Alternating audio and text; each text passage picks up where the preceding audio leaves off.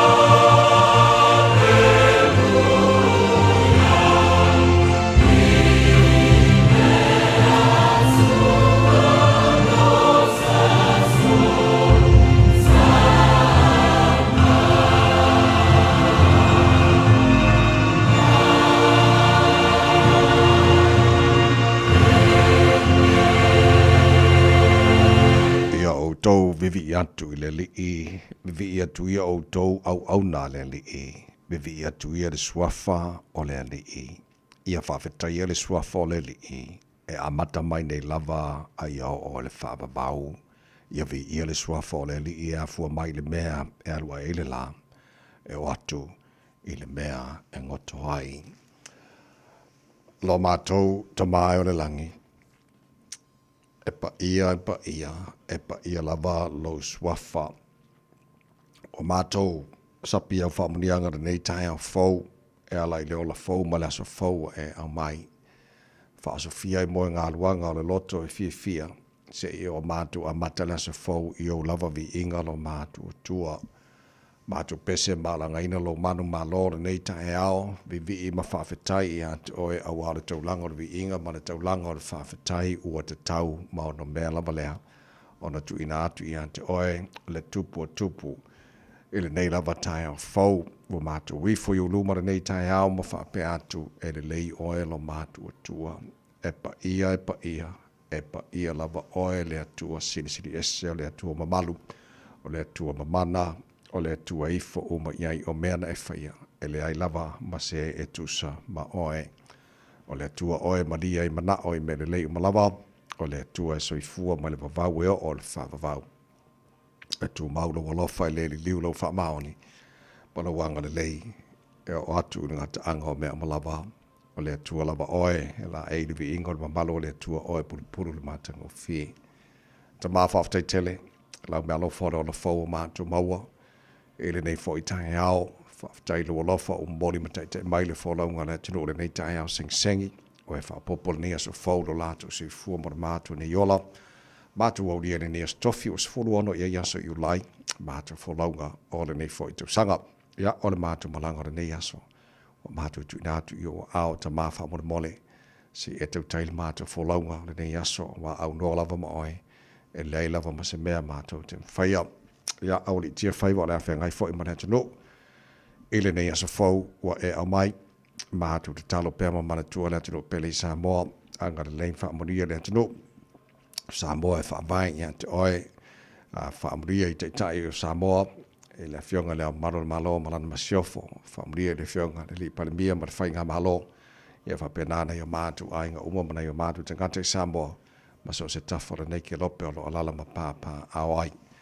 Mātu talo mantua nei tai au, nei su ainga wana whai mai whanonoanga lo mātu o tua, malanga le whātu au ia maliu maleoti, motu si ai maftanga ma whana mana i ainga wō me masani, mātu taro lo whine mūmaro ngā wha maise wha mawhana whana i nai i la tau.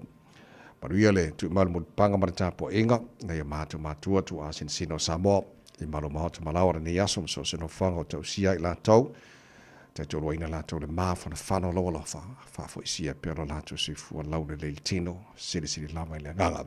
Ta maa mea umala whana mātu whaia, le nei asa fau e a mai a mātu whaia lava ina ia fo i atu vi inga i atu oe, atu mau e pēr la mātu whātua waa. Whamaria mai ta maa, le tau tua Radio Samoa, le nei aso atoa. Mātu wale mātu wala au, i nei mea mala vai ala swa whamana mana o Iesu kia risalo mātu ali mara mātu whaola. Amen.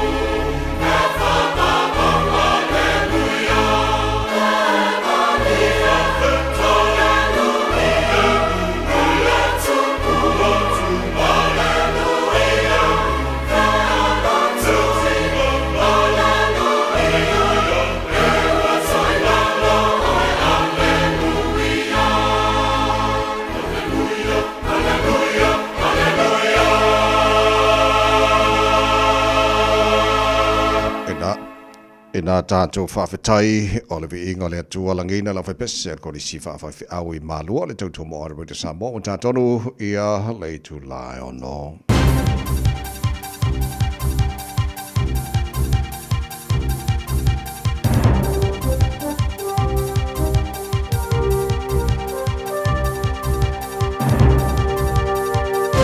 In this update, the Biosecurity Minister is stressing the importance of protecting poultry farms from wildlife.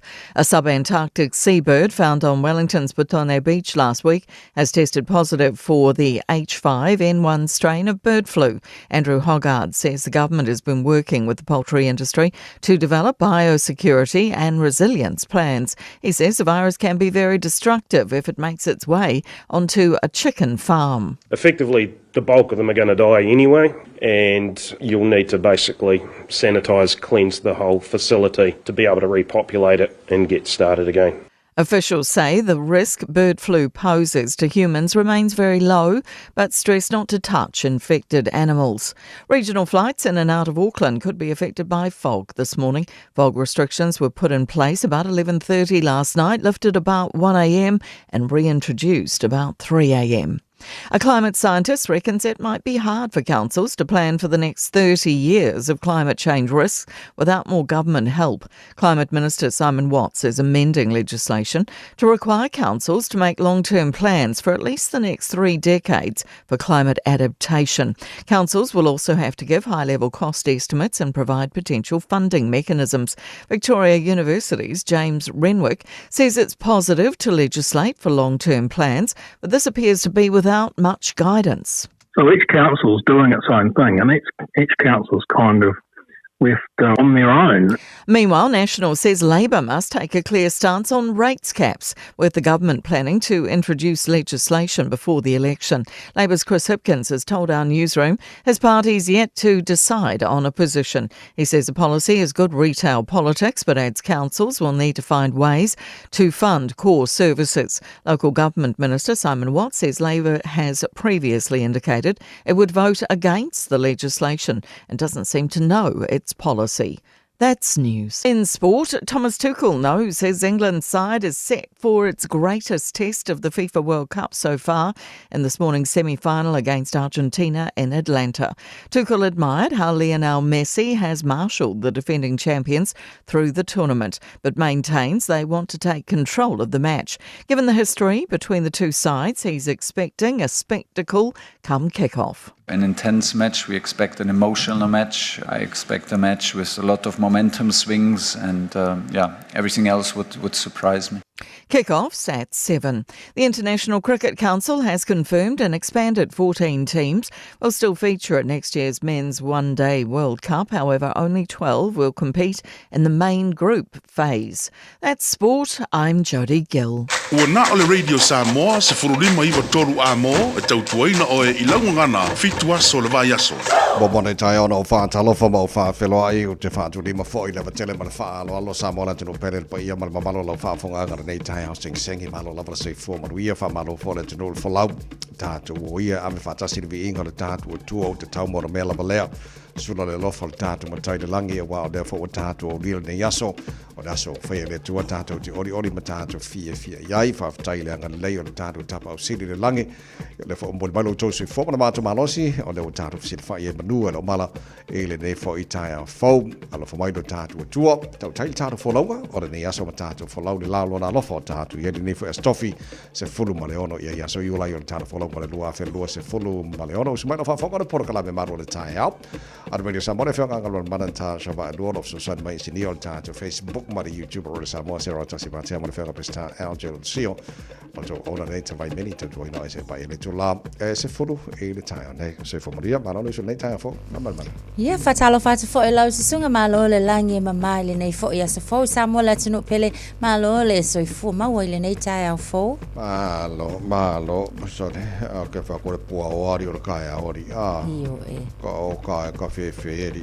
ia le lei stai mi on tala no ati di foi no pokala me e tu la oila fianga foi ta to le puo nei tai au le ua li bo chale tu la ono mai la mai bom la fa fonga a lui tau mo le aso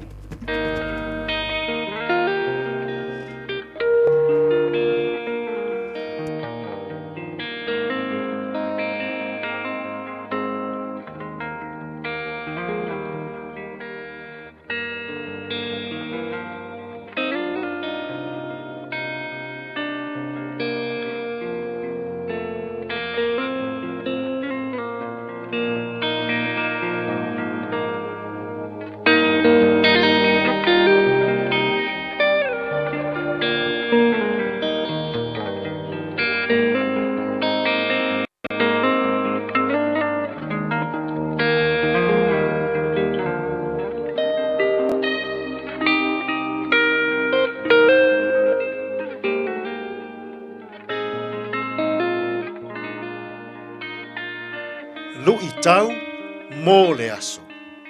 Moli mau ale tene titi Israel. The Little Israel Girls Witness. Lua tupu mata upu e lima a olona foi upu e tolu. Ua whaiatu ia I lona matai tamaitai. Se anoa ana iai lo ua lii I le perofeta o I Samaria. Po ua faa te aina e ia lona le pela. Mori mau ale tene titi Israel. The Little Israel Girls Witness. O le taua I le vā o Israelu ma Suria. Na ave ina ai whaapango tae Suria. Nisi o tangata Israelu. O le tasi leo pango ta. O le teinei titi Israelu. Ua fai ma au auna. Ale a vā ana amanu. O le tai sili lea. O le au tau a Suria. Ua iloa e le teinei titi Israelu le nei. O lona matai o na amanu. O lo o maua I se mai leanga. O le pela. Ua le fefe o ia. Ma ua faila na mori mau I le a vā na amanu. Se anoa. Ana iai na amanu I le perofeta o I Samaria. Se manu ua na whaatea eseina. Lona le pela. Ua maua ele a vā na amanu le mori mau le teinei titi Israel. Ua na whaaleo ina ia na amanu. Na amanu. Whai mai le mori mau le teine le nofo I lo tātou whale. E iai le perofeta o I Samaria.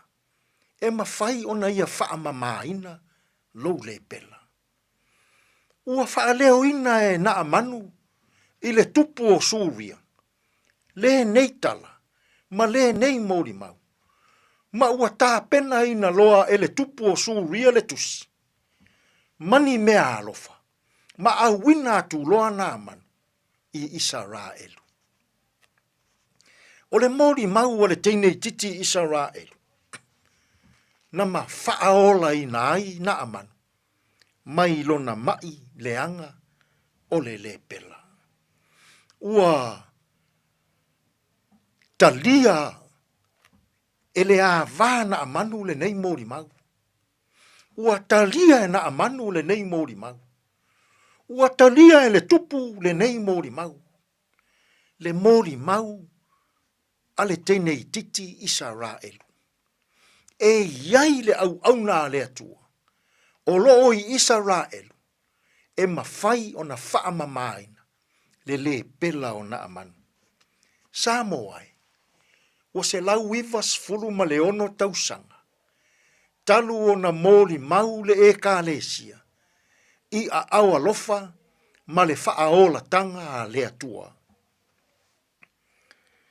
Aua e te fefe. I to tonu o New Zealand. E te mori mau atu. I lou atua. Aua foi. So se mori mau. Tātou te mori mau wina. I to tonu o New Zealand. E mawhai o na whaaola inai. Nisi o tangata. La tau te leo taritonu. I a awa lofa o le atua. Ana le aile mori mau o le teinei titi Israel. E le whaaola ina. Le nei toa taua. Le nei tai au sili. O le mālo Suria. E whaao ngā ina e le atua. O tātou tangata whaatauwa. I so o se mori mau tātou te whaia. I lona suafa. Samoai. Aua le tāowhia. Lau mori mau. I le alofa maleanga le leo le atua. Aua. E mawhai o na whaaola inai. Nisi o tangata. E ala atu. I lou so I fua mori mau. i a au alofa ma le anga le lei i le alofa tu noa o le atua. Tātou te tāru. Le atua e. Whaafetai le whaao ngā ina o lo mātou ola. Mātou te mōri mauina ai. Lou alofa ma lou wanga le lei. Ina ia whaaola ina. Nisi o mātou uso a tangata. Tai ia la ufio ia mātou tautua ma au nanga o le nei aso. E tonu ma le lei ai mea uma. Lou lav swafa Yesu lo mātou alii ma lo mātou whao. Ua mātou te tālo atua ine. Amen.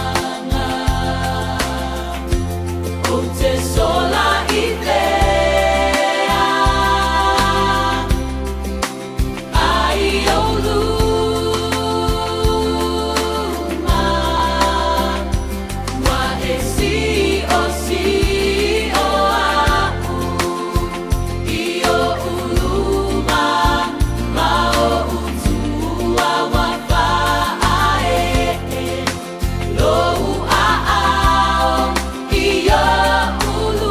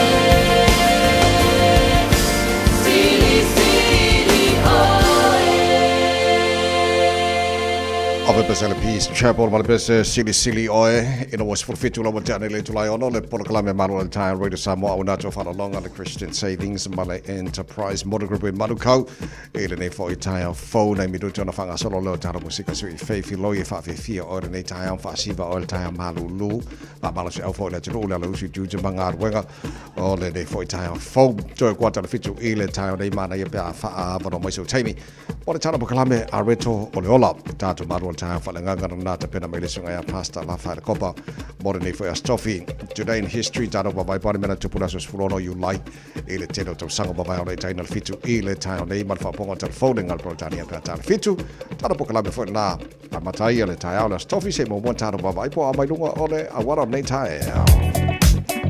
Talofa aveta avale lungo tato awala maita watu fo ile nei taimi le taiao o le lava foi o lo o le lei na ona feo lolo le na ua iai le taimi le nei kilia le lei le ai se fa lava veta sa avale le taimi le nei aveta avale ia o lona winga na lava o kei lungo tato awala mania lam tanga o lau fainga mlanga le nei foi taimi le taiao was full vale minuti te ai le ono. It's simple, it's quick. You're closer to families. Sending money's now made easier for loved ones in the Pacifica. New Zealand, Australia, to Samoa, Tonga, Fiji, to the Cook Islands, to Vanuatu. Connecting Pacific families. With ClickX, you're secure and safe. The lowest fees and amazing rates. Now helping home is affordable. ClickX with a K. Reliable. So sign up now with ClickX. Let us help you help home when they need it. We are for the Pacifica. We are ClickX. Radio Samoa. Taslima Ivatolu. Amo. A e fie lope ono lo fielo fale lolunga. Si akilo fanua ile Auckland Flood Viewer ale Auckland Council. Ilunga o upenga tafailangi. Si akilo to atu si pele ono a fiango fielo mau tai lolunga. Talanoa ilo aingai me fai pe ama mafati munga. Fa ama mama tewo tu ama ota. Tato tele pule le tau. Ai mafai una tato sa uni mo fisuia ingo wingol tau. O lo sa onga le mu i tai mio lolunga mamafa. O lo o yo lava lima. Vai ka batal talo taura nei foi tai fo tamaki makaura kaura le au kilani no faka fa salonga radio sa mo fitula ile malu lu nei taimi ole tai au wingo le tau le so la fa solo ina matua i pua o le tele vaingo au kilani fa solo toina langi de le tau ile taimi pa wai nai wanga ma mai ni so vaingo au kilani fa solo nangi ma se vili mai ma tu fa solo nangi mai sifo ni so taimi la odi ma le fia na nei full fitu Ola maurunga nai o ele maruru fa mawina mo au kilani le nei aso se fulu lona mawalalo tai au pe au lia ona fa solo na awa lang de nei tau le tele vai ngo au kilani se fulu ono maurunga de maruru fa mawina mo au kilani da so tai au vai ngai tua tu lang de leila sto mai fa solo lang de nei foi la sa pa o timu na so fuara na va yaso lang de leila so lua mana so lulu ona vai solo mana iato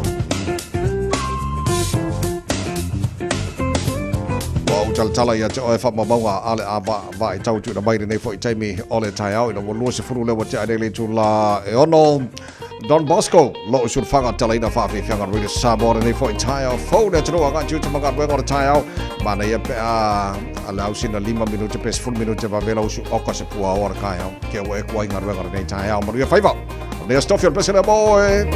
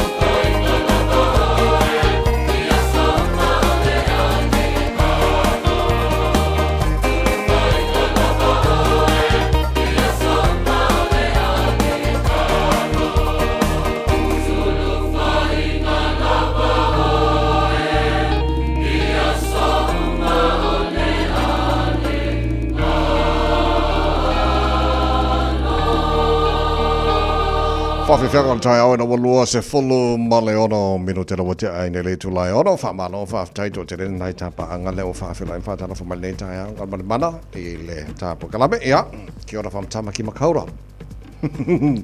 aro si fwa nei tai au fau o le lopula mene ngoro le ka mai kora fau lea aso ala menge o le kio whakoi sa moi aso la e kusa ngolo lo le kio fo le fa marco in se pero se monga pero no vai ko le va ku vai or ka microphone bo anyways le on ngi ka ha fo mo le lo fo le tua ma lo fa kai de li dona lo fo ka ko ngi so fo alo le o le fa mna tu le tu on kwa po o ka ya so ba pa va vedu su ngi ka ha fo ole tulang fo na ia tatu ta vale wa ia fo clients fo ia o ngala tai mi e le pu o ai e te tawala ona mautino e ki tatu moli nga o ka ko ka vale ia tai mi fo ile sia ki le ia warrant of fitness o ta vale ia wa o tai mi fa pene ia e fa mo ai le fo ile ka vale asawa ia wa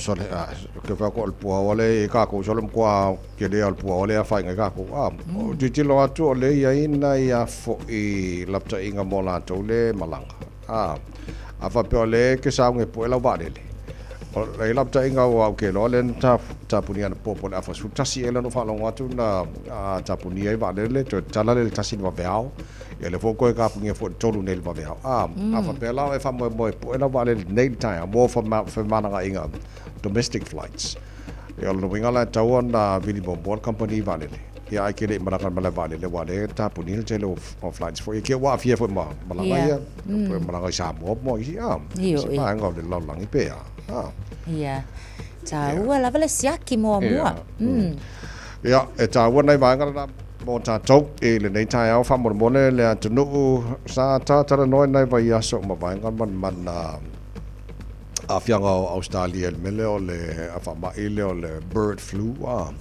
alo te baba ya tu o le wa maton lapta ia fa to anga mo tono New Zealand langa le number 1 vasolen cha tu nei ta sio manu ua mate fo I ba le fa fo male no Wellington ya le foring ba in the test a be fa isu so nga fo le ala positive il tu lango ia le fa mai flu le na a fie fo Australia so te la stasilo lapta inga lo tu na mai fo mo fa to anga mo tono New Zealand pe ona saunoa ia Fiona Macmillan o ia lea o le whaulunga fo i le association le na ia e te tau lava fo i le nei taimi ona no futapena o lea o ia whaalawiloa yes o sa iaile o lea o mai lau ele o New Zealand pe ona maa i Wellington e pati ele o se tulanga fo i le e whaapopole ina ai la New Zealand la tau i le taimi le nei i le vave ona solo fo i o le whaamai ona la ua ta pena fo i mtanga luenga la tau ia la tau fo i fuafuanga ia mata pena penanga fa pena fo ila le mai tau atu i le ta penanga fo i le biosecurity la tau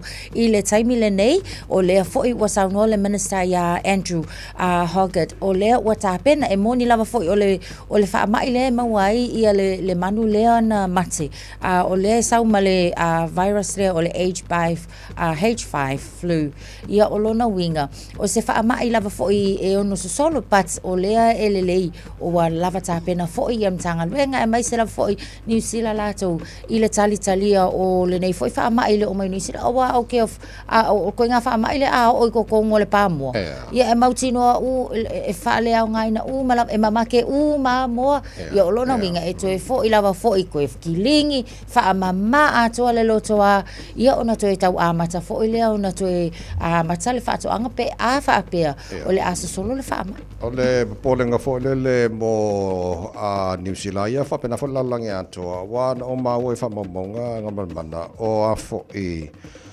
o mo New Zealand le ave fa fo export tulanga mo New Zealand tu sa male lua te sima lua biliona tu pe New Zealand e mo wal tsa so o le polenga la fo le ne te wa final te le o tar fa to anga ia ma le mawar nga ko peke de ia pero lua te sima lua biliona le tau sanga le mo le ave New Zealand fa so kwa ke de nga ko peri Yo kula mai foi mal fisili foi le atato ava pela le lau fa le ko mai le fa ko nga mo ka ki oper KFC ngi so pe ya wal fisili nga ka fisili ya la okay ya ka ko wor KFC ne so pe ava pe ai di si me ava inga foi la se ki a mo KFC yo fisili ai o nga fele nga mai ko mo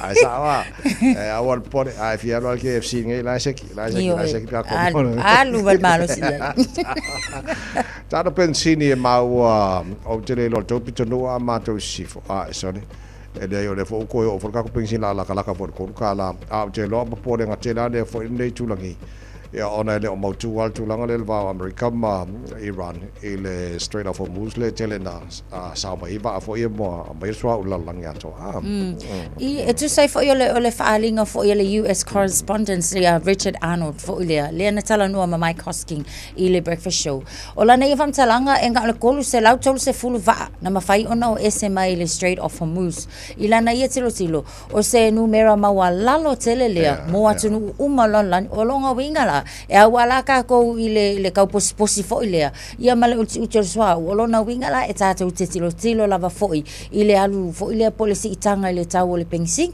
wanga pawanga le fa la velave e ka ufiu ka ko fa so kai le si ilungo ka ol pensingi ia mal kuai mai ol va pensingi ia ai tata o ia fa pe ka ko wosi si ia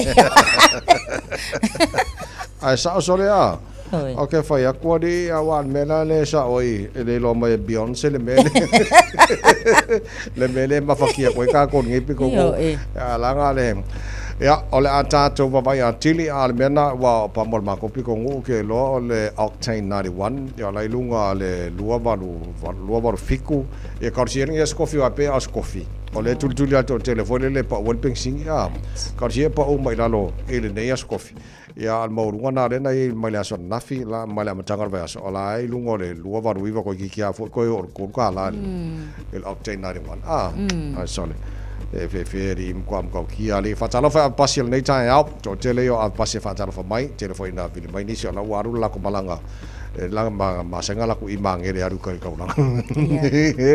ai o maua o le fo utoe a mata fo mele o fa o limo tangata I a pasi ya I le vaenga le te ara tua nafi pole te o le tolu la talata I le fa le na tula I se fa la velave le ua assault fo po fa o lima fo se isi sa alua kuilanga ia fo ita avale isi ave pasi o le tulanga sa ia e kosu fa ka usanga la le kaule le ala ua mo liam tafia le leo e tula I fo I le fa amsonga pat o le fo I le ona o le mea lava leo le road rage ia po le mea fo ngale o le sasi lunga le awala yang kau mawhai ale kuli o le kuunga la o le pasi fo ile le watu le pasi e nofo le isi tangata o le pasi se ia ai maua ia malavango ia lenga kuli a kulava si pasi ia mawha o lima ile ave pasi so o la fo ilana ave si ave pasi le fale mai tau e tong fiti fo ina iona fo linga pats o la ua mo lia ile tultung la fo no leo le fa o lima ia malfa o manua isi tangata pats o se tulanga lele kusa o lenga kuli mai o te aratu a lenga maua kuile po I mangele onga o lele leila ia o mea pu aka fo ia o lai maua il ta avale rental o lenga nga luai ia faftai o la ua maua ia se ikali fo ilonga ia fa salanga ia mafai se fa ai unga ilona le ongo sai lunga la awala pats mako ia o inga I lava tato le mole ono sai lunga la awala sa le ia o te lo le vanga na le fa mana tu mai leo e fo I vai e sasi umaka ko lunga la awala ia wa ati tilo atu le ata atu mel tanga tele fo nga mai se me le fifi le pasi a maka ko I jara tu ya ngalwale kul mul ya le pasi o nga ko al pasi e doble pasi se pe pick up pasi se ia mo mana bongola kamade ai ati tilo ia fo le nga mana tatal noi fo ya skama kai ni ai fa tino I lo wita se me o le fa le se ata vale ai fa inga I le o la nga ko ia wa le la wo pu ngelo leo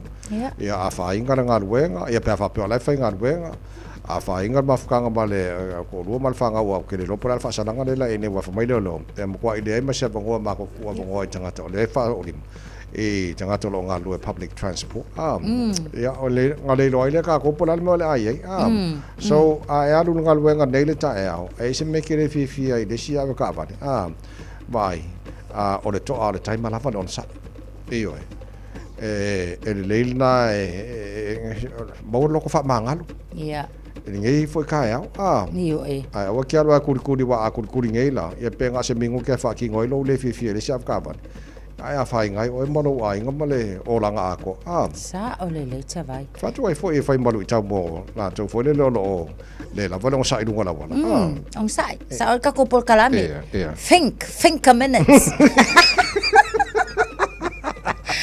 ko we follow lo ko ka mai malo ia le ala ai ese ko ingo si ave pasia le ko e kala vo ke le kol fa ko sa ai sa o ia le fa tu fa talo fa tu tatu ave pasia le ta fo ko ke le yo pasia le tino ia fa fonga mai ma wa no e tara no ai ma fa fonga mai a foi ma ave la wa ngai la ko mai li ki o nga fio ma la to ia la fa fonga mai a sa o le mu to faiva le ne yaso ia ma lava foi le on sa e ka ko ave ka vale a malanga le kai au wa le fesi pu o kai au au ngai pu o lo waso a ia susulu le la le lo fo le tu mo ka ko ngai yaso a ko amen fa ka va an mo io kanga le kai awalang salai ia ma ia la ika ko ngolo ka vale ma na vai tsolu ma na vai fa fo ai kia wa o ngar kus pa ia io ia o foi la le ika ma va ma lau vale au ma ke fa le ngai ka mai ki ko ngolo ka vale io ke le fo na fa le ton sa ia le mo tanto ave pasi ma ave kala pu ma la ave manuia ko ave ngar ngai ave ko milo ia sa so nos por todo video jolo talo le tula fitu le tau maru le sama maru kala me maru le tai au fa o tar fa fi fa tai au puni ala ba solo ele papa ngala kia ora good morning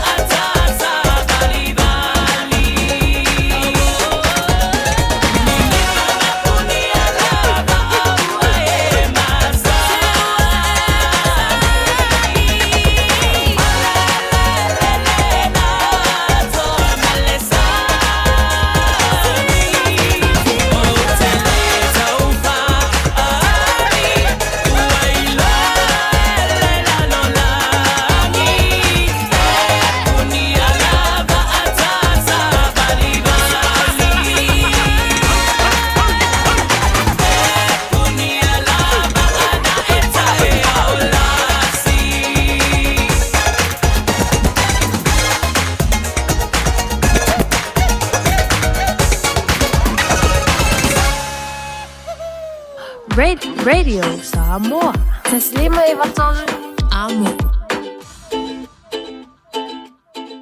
Ua whaale tonu lau masini mitbefu. Ua le anga le moa vau. E le leon whaatonu i le aso sa ua vanua mātou te au ina ai lau Auckland Council in organic la pisi. E ona mawhaia ona toi whao ngā te au. E au ina mai la pisi mamafa mai lo maota. Ina ia whaititi ai la pisi e la foi nei le nufuanga o la pisi masani. Mo lo si la fia i tu ai ngā la pisi e mawhai o nao ina. Le tu tonu e te tau ona whaaputu i ai lau la pisi. Ma le awala e mawhai ai ona whaatonu ai sa wawanoa. Sa ili ane loa le Auckland Council in Organic i lunga o le upenga te whailangi. Tamaki Turuki, All Together Auckland. O mo mia ni ngaluenga whai i lau whali. O le living space o lau company if so soani i le whale leo maota malawa. Amana o mia se papui pui, carport, canopy, be whaafou lau heat pump, whaisau deck, whaakapeta lau whale, whaapsota i mai i le living space. Whaia 4 quotes, mau le sosoani i le finance e le aise deposit.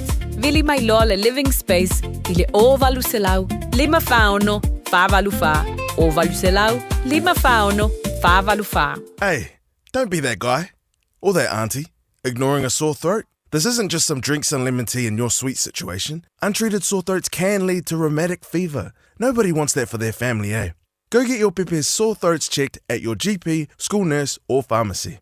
It's quick, easy, and most importantly, free. So come on, whānau. This summer, take care of your tamariki. Get it checked and get it treated. For more info, hit us up on socials at Stop Sore Throats or visit stopsorethroats.nz. Talofa o tō whinga le tau tala ma eselo fia whanonga le breakfast le Radio Samoa o te mā o nai. Twin Coast Discovery Highway, le vaenga le Rosedale, malanga ia tule North Shore, na paula nao le vaenga I lungo le Tatou North and Motorway o le mai tau watu o wa faisi pisi mai I le nei fo I taimi o le tai au, fa solo mai ai le sani no ke le taimi le nei, lungo le State Highway suma le ono le fo I lava I mai tau watu le na ai so lungo le lei, veo lolo se ia vananga lava fo I le vaenga le Western Springs, na paula nao le vaenga wala no mumulo no inga, ia o le nao wa faisi pisi o ina, nisi vaenga o tatou au wala o lea e lanu sama lava foi I le taimi le nei ono na winga e nai feo lolo na o nai vaenga na ua molima watu mo oe abta vale lipo tiatu ia o le na ua faisipisi le taimi le nei se vaenga tu maule feo lolo to esfulu ono minute o na tale o le fitu. Thank you for choosing ClickX. Hey, did you know that sending money home to family and friends if I'm very ClickX? By Australia, for New Zealand, to pay for my no eye. Upolo sa baki, manono ang lima, isama na It's simple with 4 easy steps. I know feel ClickX. Sign up now or log on. Select sama mao milisend. Ainga will receive in no time. But don't forget safe and secure. Saunga lemu oila utautua. KLICKEX.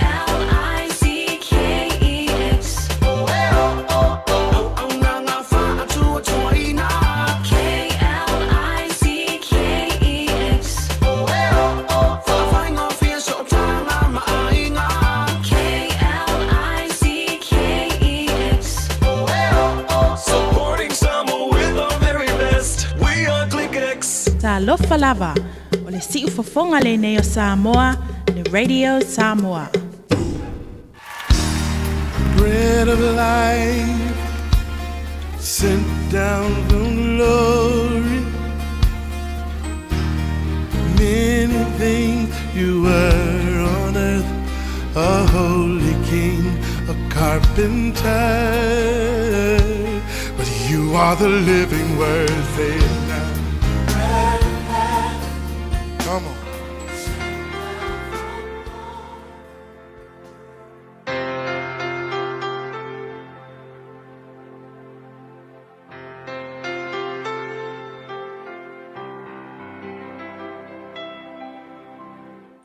Au te fia lava e whawhiloa ai tātua tunu ule ne fo yaso, mai tātua pulkalame masani o le a reto leola. Whawhitai le whasotai mai yaso tai tasi, whai mawha manuyanga i te oele a fionga le tua.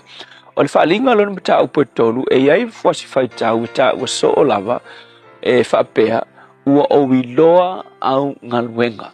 O le tala lea Yesu na watu i le angelu e ave i tai lotu ole lotu no uia asia titi e fitu e kalesia na yai le lana ave e le tusi a Yesu ole tusi na ave ele angelu ai ave i tai lotu to fitu le la e fa urutala ina il tatou upole nei aso fai mai ua o wiloa au ngā luenga e tā ua malava i e kalesia nei fitu ale upula mo ele aso nei e whapea e sila fia e le tua lau ngā luenga o a tua i ngā luenga o lo e whaia ngā luenga le lei ngā luenga le anga ia iloa e le aise me lino i le tua wa e vai le kalesia nei fitu ngā ave i tusi e o isi ngā luenga e le lei o isi ngā luenga e whaale le lei ai o le ki fai mai Yesu ua o wiloa au ngā luenga so o le songa la mo o le asol na a fai fo ele o iloa tangata au ngā luenga le lei ngai ke whaia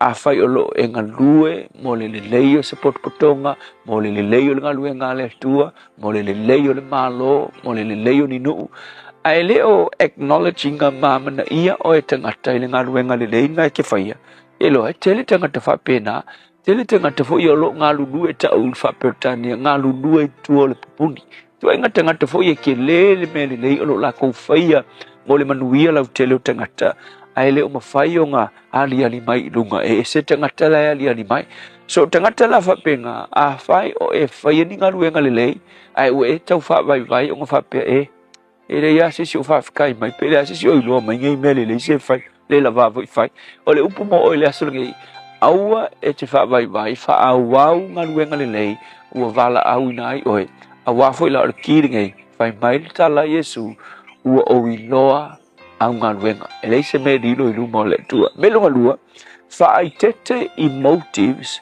o au mea nai whai whaai ke i le mafua anga e ke whai ai ngā luenga ma e whai ai ngi mea a wafo i la o le whesiri e whapea o le ale mafua anga e te whai ai ngā luenga ngai ki whai ma lau au nanga ngai ki whai o e au ngā inga ia vi ia le tua o e au ngā inga ia vi ia oe pe ngā oro au ngā whai alenga au ngā oro mga o ise mea pe o e au ngā o ngā oro mana o ia manguia se tasi i lau au nanga i rau whai man kolose tolu fo lea e hei whau punga whapea o mea uma tau te whaia mai ia whaia peisea i o lo whaia i le li le whai sa whai tua lesi atu a reto lesi asu ia motivate oe i mea umai ke whaia inga ia vi ia i le tua au e ke wa ai fua po ai le wha malo mai au e ke wa ai po ai kilo mai a ia e whaia malo iloa o lo sisila fo fonga o le tua fo na te tauia oe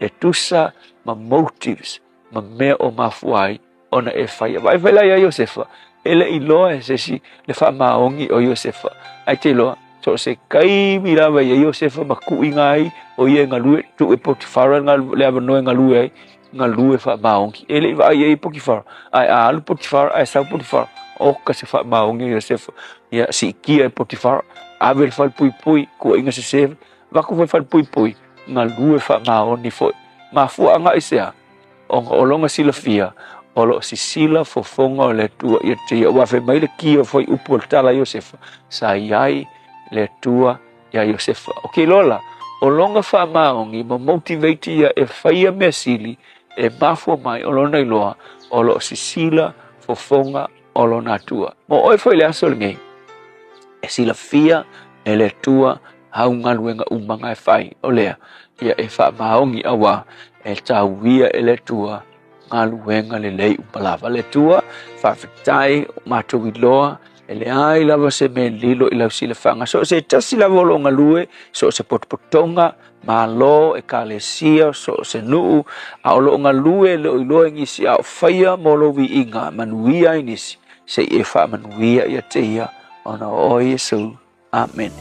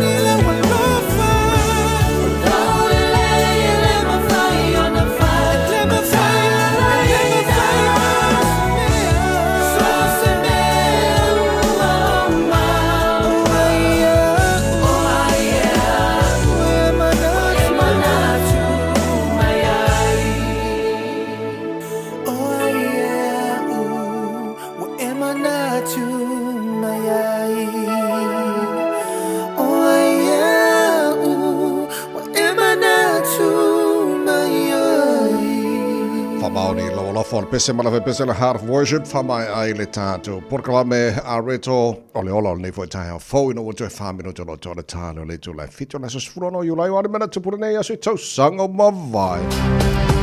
So sama ta si vali mali mele son te tala lo ia ina le Disney land lea I Totono, California. Ia ma na pau lava leo le theme park o lea sa fausia ma I Lalo's Vision ale Walt Disney. Ta si vono iwa malanga lea le Apollos Fultasi lea na avea foi ia ma se tasi o vainga I Totono le tala faa solo pito le lalo langi ia o ulua I tangata ia na mawhai o na tūlau ile ele le masina.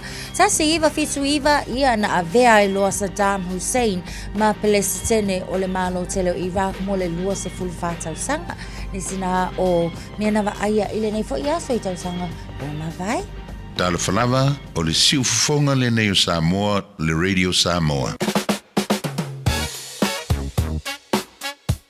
Au kilani saute o sa ili se Samoa o e malo ai o le Enterprise Motor Group manukau o lau fale ta vale fa moi moi o tele ta vale matango fili mai ai tele le soani o lau fai ngā luenga mo oi mo se ta vale tala fia ngai su mai I le 5 Grey South Road I nei manukau. Asias fo I le upenga ta whailangi enterprisecars.co.nz pe wala au mai I le oval selau 5 lua tolu wha. Enterprise Motor Group manukau sa ili fili ma ave loa lau tawani. Ta lofa lava o te ronga.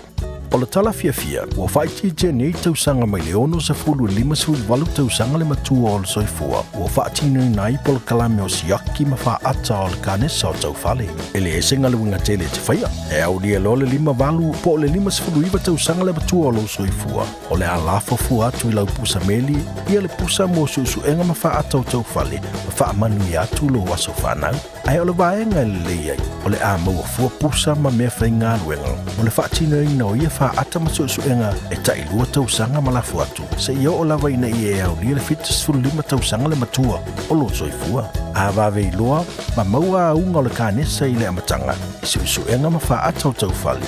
E ma whai o na tonga fitia ma le manuia. E le aise te toni. E vave ma whai ngofia. O suenga ma wha ata o tau fale. E ma whai o na wha asao I nai ola. A maua lola pusa. Lai loa. O mana o mie o e pose isi lo a inga se fisoso ani tau whi malanga inga mo New Zealand. Ima ta au pue peo le vaita mai no whanau po ngaluenga. A whaia lau tali o le ioi, wala au loa Ken Ferniho o le Fern Immigration Services. E iaila na lai sene, ma o silia ma le se 5 tau sanga hola na tau tua. E toa tele tangata o fisoso ani iai Ken, ima ta au putau whi malanga inga. E awhi a ima ta upu na o atu le tribunal, ma apili le minister. Tanga iana le Facebook, ma le upenga te whailangi I Molimau. Mo nisi whamtalanga, wala au mai le Fern Immigration Services. O luatasi, tasi lima tasi, o lima. Radio Samoa, tasi lima I Batolu, amo. Radio Samoa, tasi lima I Batolu, amo.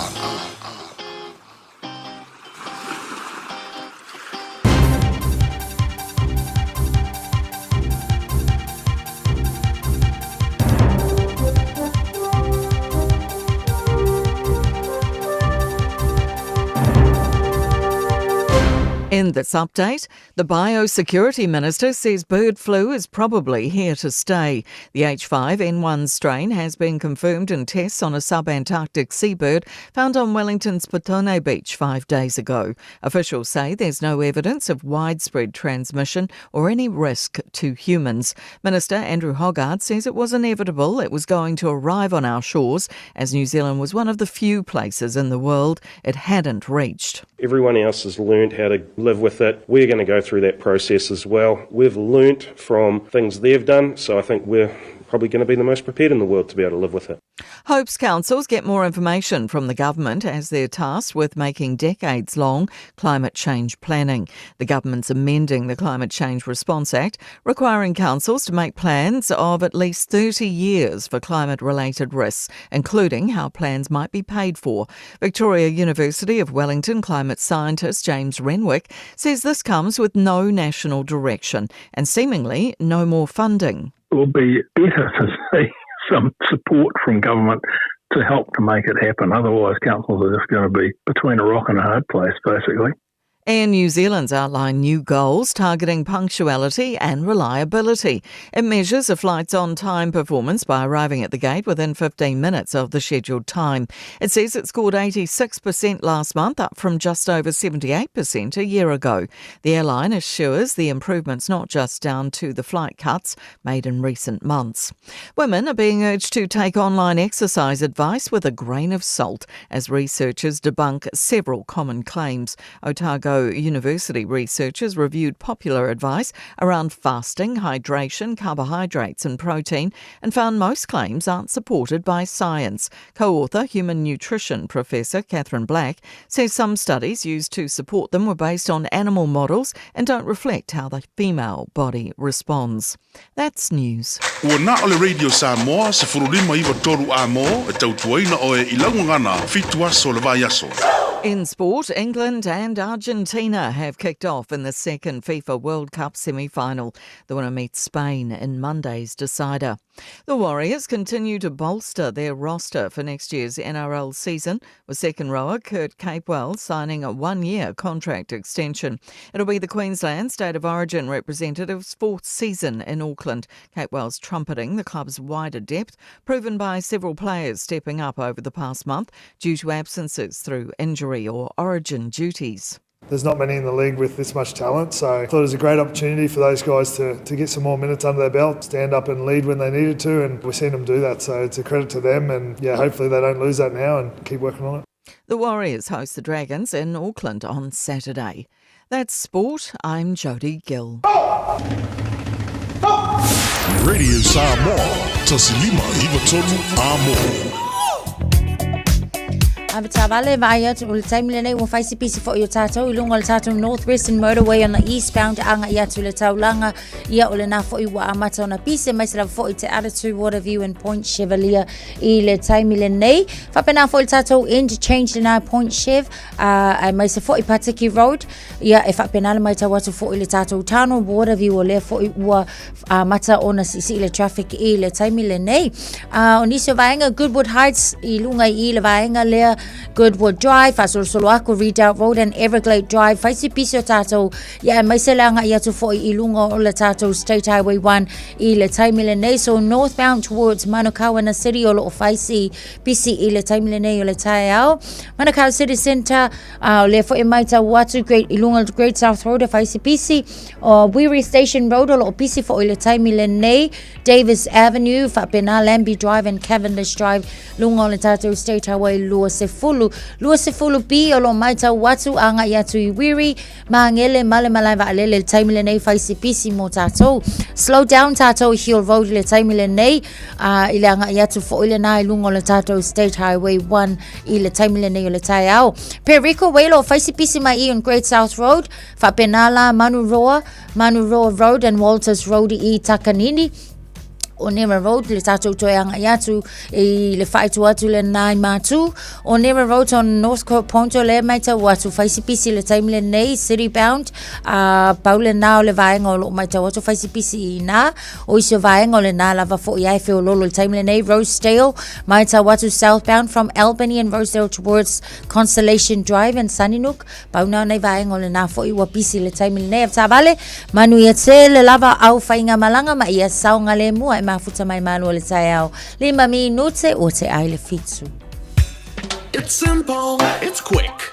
You're closer to families. Sending money's now made easier for loved ones in the Pacifica. New Zealand, Australia, to Samoa, Tonga, Fiji, to the Cook Islands, to Vanuatu. Connecting Pacific families. With ClickX, you're secure and safe. The lowest fees and amazing rates. Now helping home is affordable. ClickX with a K. Reliable. So sign up now with ClickX. Let us help you help home when they need it. We are for the Pacifica. We are ClickX. Te alofa Samoa o Mr. Cowboy Lenny. Whaafafonga ma mai mo mai pea I le Radio Samoa. Yeehaw! Parola per se fomano ia tunu whaftaila mai momala whaafonga nei taimi o le tai o le vainga la tamai le nei I le tala o le tau o le tātua mata mai Samoa. le nei fo I taimi o le tai o te ana valu Samoa lo te whakaato le langi le leima awa o Maritau Samoa. Nei tai o losi fulolo il mawhanawhana ma nei ana maru le e Samoa. Nei fo I vai taimi o le tausanga o tātu. Iai, winga o tau Samoa na ma tele na awa o langi le leini so taimi e vai o Samoa e pa ua timu. E le nei astofi lua se fulu ma le ono so mkwa maanga iari. O le vevela le e Samoa le so. Lua se fulu ma le lua e lona ma walalo whatawhiti o tāru tala mai Samoa. Ole nei foi vai aso le tāra valu e le tai on nei. Ia mo e foi malava noe whaatalo whatua le tātu pukalame manu le tai au. Panga malava olo tāra mafuta lunga le Facebook, mari YouTube, Ara Radio Samoa. Kale ngata America Samoa, pena foi Samoa. Pa pena foi lau whaafonga mai le FM 106.1 in Samoa. Malo lava ia lesoi fua maruia. Se mai talo le tau New Zealand nei. Whaatalo whale malo le tano iso sa vaenga le motu Sauteng. Olo tāra mafuta le nei tai au. Sifun lima le maurunga le malu Louis Westport.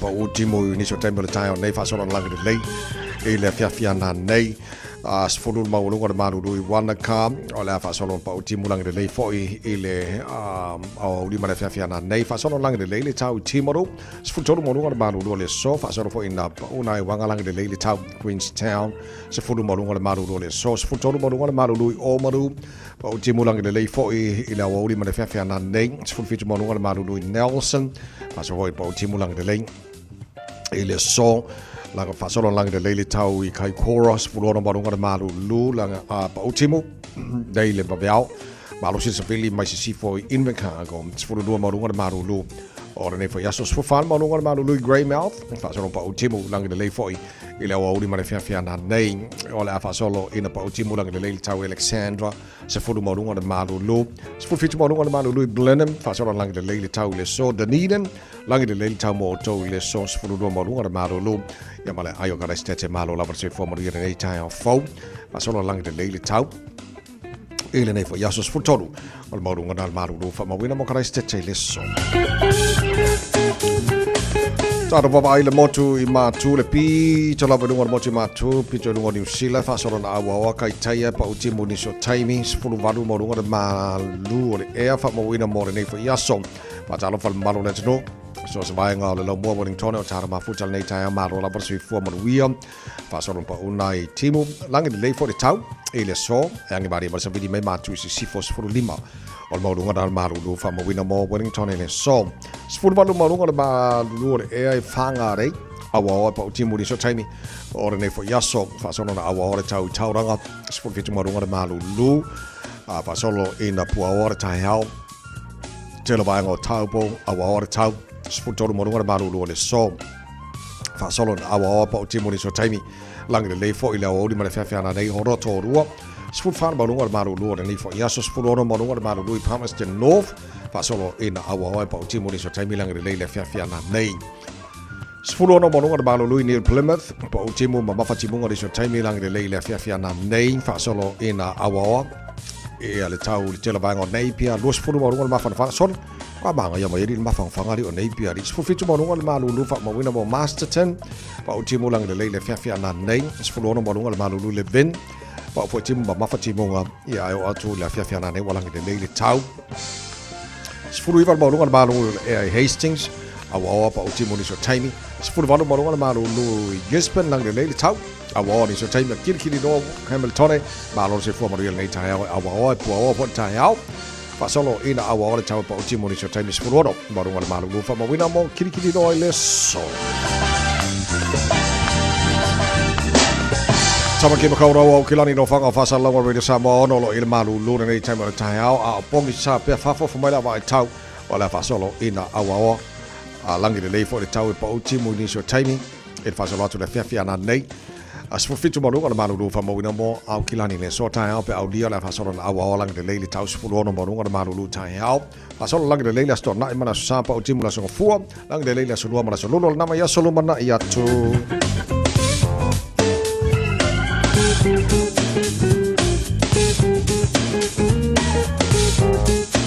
Fa mabonga o manao tu ina mai la vai tau nei taimi o le tai au faiste fuanga ta pena ilo ainga mololonga. Tala noa ilo ainga ile mea e fai pe asi itiele vai au ta folo fale. Tu au meta ua se no fuanga saunga lemu, ma whaonga se a fianga o lolonga o tuanai. E fai male sona o leona toe tu lai mai o ia fianga ilo ainga. Tanga i ane i le Auckland Flood Viewer a le Auckland Council i lunga o upenga te whailangi. O lo saunga lemu i taimi o lolonga mamafa, o lo o iou lava lima. Sfurta sila motia le tula e fitu le fafonga le porkalame malo le tai on Radio Samoa le lona sfulu ona nei wasara masina yu lai o tara folongo le lua fe lua se fulu mo le ona so le pave foi la yu lai la ko ria. E se foi fenga yu lai ia. Malo yu lai. Manga ia nga fa ko fa mai ia voi fa kalo fa mai fa ko fa mai. Hayan pai.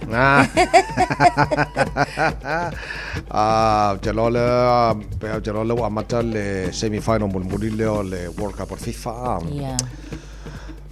Coffee celebrations Spain nga fisole. Oi sole kalo fai.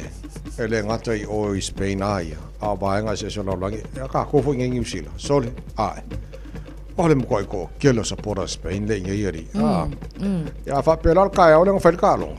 Por kai fo ngale ngai le papu ka mai. Sole. Sa ole le ta vai. Mbaka o kiari. Ai ya. La ele le papu la lo belin ko ngele nga makua i oka. Yo fa pe sole le kai o po le fa ya kula ole usupo le papu. Ala ka po inga ka alonga. Sa ole le sole mo ka ki ya ka ko kalango ya ko ngai ai. Ole soccer e mo kwai a kalangoia Spain sole ole ako mua le improve mo kalonga ia la pa ui for yo soccer ia pe ole kalonga nga Spain a ka ko kilo fo la kapi ai sau le fiku sau full lima wa ma ka okia o inga kalangoa ngai vai kai mi fai Spain fa ko la lo sa mo ile il kai ko fiku male mas full lima ka ma ka okia sole Ola daru fate tali la wa Engelani ma Argentina. Ola semi-final na le wa ola temina nei. E wa le aula malo mai lo minga ole auna la so ina sempini ma Spain. Ya ole awe malolo mai ola so ina tu toru ma tu fa ile ma falangi. Right. Ma ya so lo kalo ngosore. Nei pikela aulo peleki ala titi la chole. E fa ya si kelo kalo fo irile ona ka kuri au kilangiri. Sa ole leila sa no anga vai a fo aku ia ole makua ku mua au kilani ile nei foi ia ole talonga le All Blacks mana tu ala All Blacks ma ai lani le la ta alo talonga la nai fai Eden Park kick off ile te ole fitu ile fiafi ole se talonga ka alonga foi ile se mato au New Zealand the Warriors ia ole ta alo male Dragons e fai ala le Go Media Stadium ile ke ala kiki ala fal fitu lona winga ile 11 kick off le All Blacks ia al waku fo i male tatu ta alonga le ai la mal ka ko ka alonga fo ila le basketball le fo lo fatanunga e fai fo ila le Spark Arena o lona winga la le kilo la ia ile ka ko public transport ila stona ia ole makua kumula va fo ile nga ia tula le fai tule ale mana ia la ole la wa ia fo fuanga fo i wa fa au popo ia malanga fa au popo a pasi ia le ngata fo nga o trains mo ta alonga la ia ai se vanga ngala va nga ia lau tickets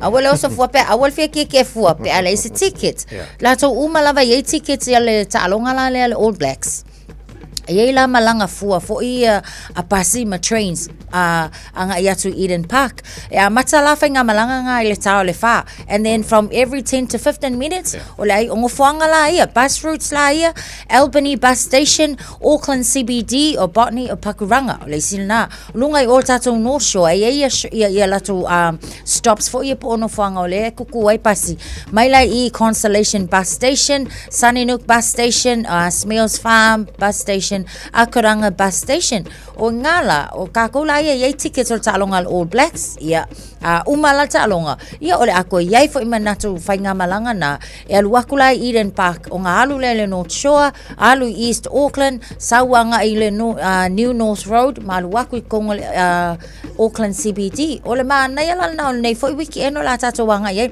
e fa penga fo ila tato talonga le Warriors la to o lewo ia fainga malanga fo ia mai i Penrose train station ia ona whapena fo ilea e whapengala anga ia tui o koe anga i mai o le aia ia tatou whainga malanga fo ina whaatatau mo le taalonga lava ia o le whapenga fo ila luke mai kawaku i le si vaenga e mawhaila ona fo ilea pu ele train mai ia po le pasi mai i Newmarket ia onga e koe mawale o lau traini o i Morningside pe a whaapea o le a e whaonga ina public transport ia Malaysia kako ka alonga pas keki fo ila le whaia ia o le alai whaonga fo ila le ina link bus ia o la tauia masani lava fo i le whaonga ina o pasi se fuluanga i sulima mingu ke Spark Arena ia ona luakwa ile inga e koe park o nisina wa inga o leo le ai ia tatou malanga fa opopo ia mo ka alonga ia le weekend. O le vavai atu e tu sama le valu sefulu lima fe o le vaenga leo malau fa inga o tangata o le expect o le lolofi atu i talonga ia le ngata o le peleki. Ma pena fo ia le Warriors. Ia mal talonga la le peona taua fo le Spark Arena. O le fa inga atu na melana lo titilo atu mana i tele alfu fuanga le council. Avenga ngisi malanga fa opopo. Ia public transport pasi ia mana fo afi foi ka fo swangi wa te lo is ka ka bo levanga plan la to weekend ia wa ke ro si vanga lo pa ka ko fika wi o le farkala pule il picole ka umologa ko por ka ko train o ka ko maka ka ko fo mai ia fa man ka ko waso ka ko mo le lokula sa ia wa plan ai si ka mala wo le van fa ka ki ka minga ia lenga ia ba ke de ke fa de ko ngol plan no ngai ba ia va mo le plan ai o ki va fale on mal va mo e o ki va mo le plan o le boy umila sa ile le lo ia le fa se plan mana ni mo le weekend na mana tele ta longa mai moi foi na tu no ia o le tu langarana ia full fit minuto talo na mata talonga Argentina ma Englani e mohi ai tough defending champion ia va fia so le au le ke le au ngejeri ma koi o for fainga Spain o falangi anga fiso fa pea o makua e fainga kar ka longa pe ke wo kiki polo kongo e ki vo le wo uma kai mi fa ku nga inga ma isi kai mi uma la sole ele ai li kumba mai nga Spain a ve fe o menge o nga o ile yenge sole o mo ka ki a mole ole kelo nga o ile au i fale o lo ia kalo fai au fale o lo sole ai longa ma mai ala ko ia ko nga me fa peole o nga oi ia la polo fikio la le se polo ke ka ko ta vai nga lollipop fa sole ko fo ia io ile tulang fo le tilo wai ta sila le tu o di sila lu ta tu tilo Christchurch la vai ile la to o mo mawina mai se fo ile mtanga luenga le ile meta o le nga oi fale o lo fo ile a fo ye lua se la fitus fo male lua le fa o la to nga charge ia ile ai a fo ye o va kwa male afe tasi le afe se lau ila ko fu i o le nga issue ia pe e so tanga i nga oinga i tu tono fale o loa o le malia la tau nei o ngiso la ko o pe wa fai mama sani wa fai mama sangi wa fai pe wa fai so o e ula fo nga ave ia trespass notices au wange ko va ia lo kingol fale o loa le ele ku mama inga kama ye pe akili ai o nga o nga oi le va enga la le nga oi ai mo le taimi mo ia sala fa ele fai ngo fio ka ka o soifanga o le kali le nga le ave leo ona o le tanga tal soifanga le wala yo na fai le tu ia pat atilo ia e ma ko ile ka ngo fie la vala pe amale lua ke si maleongo ele milionga e pilionga le tupe fo ile le pe afua la fa li kupe uma ngei menga o ia tangata nei ia o le tupe alu le na New Zealand la to ia retail crime costs na pe atilo ia ka lo fa ngai au fa pisingisi e sa wala nga lollipop fa pisingisi e mahua pe nga mo ngel va ia so nga o il va nga le sa le ia le o so nga ruenga e le ko nga o ia ta to fa mo e do se melelenga me nga oi o so nga ruenga ia los folo tele to la fitu po kala me malo le tai au ala radio Samoa mai fa fanga so la tanga mo fele se me kaino le tai au so po kala me nga pro tania think a minute good morning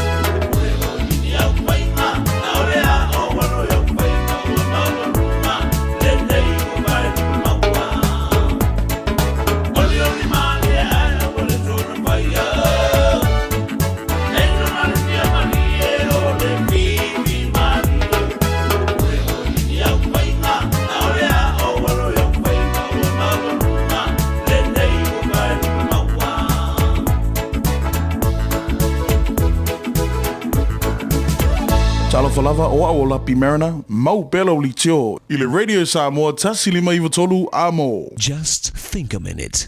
It could change everything.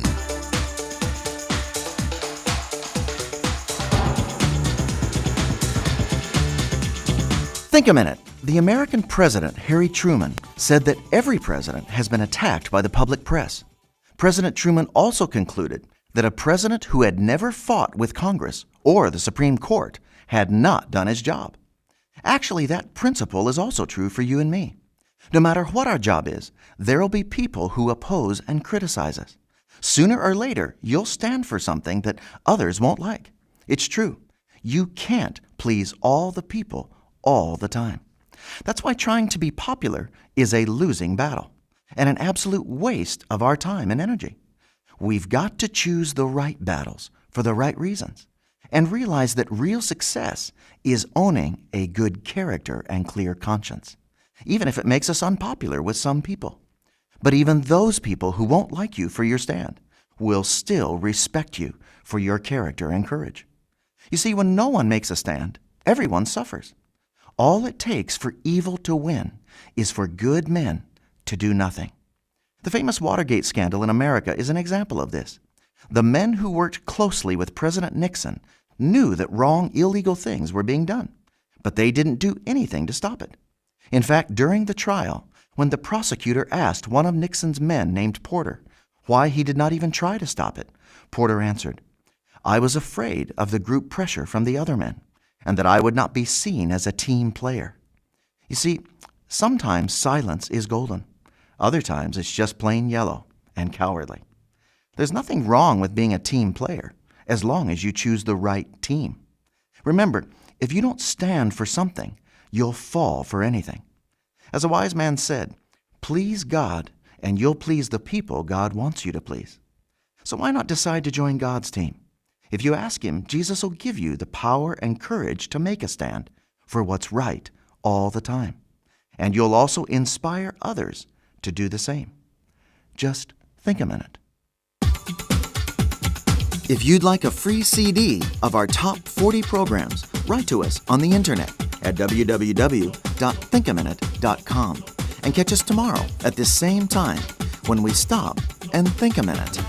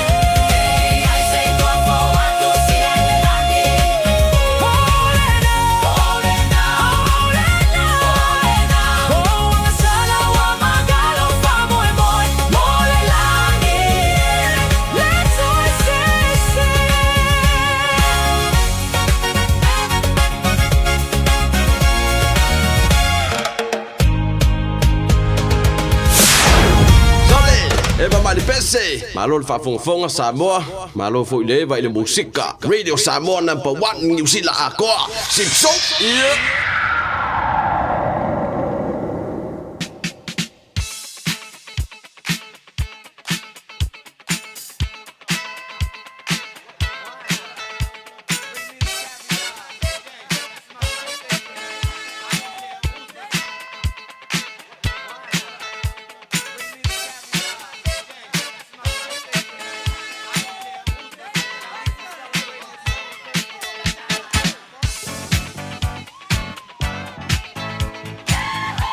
Matalo telefoni mo fa mane ngos fa na ona so tofi de nes fulono ia so you like tolu fitu tasi lima eva tolu mo pole manol tanto emaili on air at radiosamoa.co.nz. Am fana fa wa ina Facebook mari YouTube ro Samoa wa mana ia tele lava na pe a fai ma fa va vela just mai tatu va mia kan nei tai alfa mo bole ta fa mia ngale ni meli ya o tatu fa mania ngale na mai Wendy Tala. Whamania atu lea se whanau o sale fo'i Januari a vei. Manuia le atu angolo se fulu whātau sanga san, tu maulo tamalele, lo se tai o mātua, whapele tau singa o se uti nā matua o lo tau mafuta. To angale lotu, male a onga whaonga lau tā leni tā aivi ingo le lii e manuia ai oe. Whamanuia le tua lo o langa matausi pēr oe yona a awalofa o alofa anga nā e vati a Uncle Sunny male a inga I Samoa nei. Leisio whaamanuianga mai a Iwalani Soma. Wishing our sweet boy Sale fo'i Januari a very happy 14th birthday for today. All the glory back to God for His love and guidance upon you for the past 14 years of your life. We pray that He'll continue to keep you in His arms always and guide you through life. May He bless you with many more happy years in life. Thank you for all that you do in our family and helping out taking care your elderly nana. Lots of love from your parents, mama, your brothers and sisters, your families from Samoa, Aussie and America. Leisi lava o whaamanianga lava lea mai a Iwalani Soma. Alo whaanga ma whaamanianga mo lea soifua o sale fo'i Ruben Januari a vei. Mai mata nofo whale la tai ma fusi sa fotu la whai. Whetai le lofa maleanga le leo le tua mawhai o le atalii o na e au lia mai lo se fulu whātau sanga I le aso. Whaftai le tua mo nei tau sanga e tele ua ia whaamanu ai mo oesan. Tamalelei, whaalongo mausi tai tō anga lea onga whaapea le lotu. Whaamua mua le atua I o wala uma e te manu ai o lo whaanga ma whaamanianga. Vatu lo tina matua o lo olua ma futai nei tau talatasi te vanga o uso ia Joshua ma whaangu whaapea o tua whawhine ia a matanga ma tau talatasi silisili na yo matua o me kala masoma o manu kau. Matanofo, yes, whalelatai. Yes, matanofo whalelatai. E whoringa mai o tāra whamneanga, mana nei tai ngā koe sia ki tasi lava, ok, le ai, ia, o kākounga. Tā tōre nāre nei whoi tai ia, lelei, o le pese le wha manuia tuele purenga, ma le whenga ruenga roi Samoa, ma le tāra pokalame manu le tai au. O tō wasa whanau, ka wangala mako me alofa mo oi. Ia, mo oe e te saa ma e siva patipatia le alofa o le tua. Happy birthday! Tō e lua se fuluano, le vanu.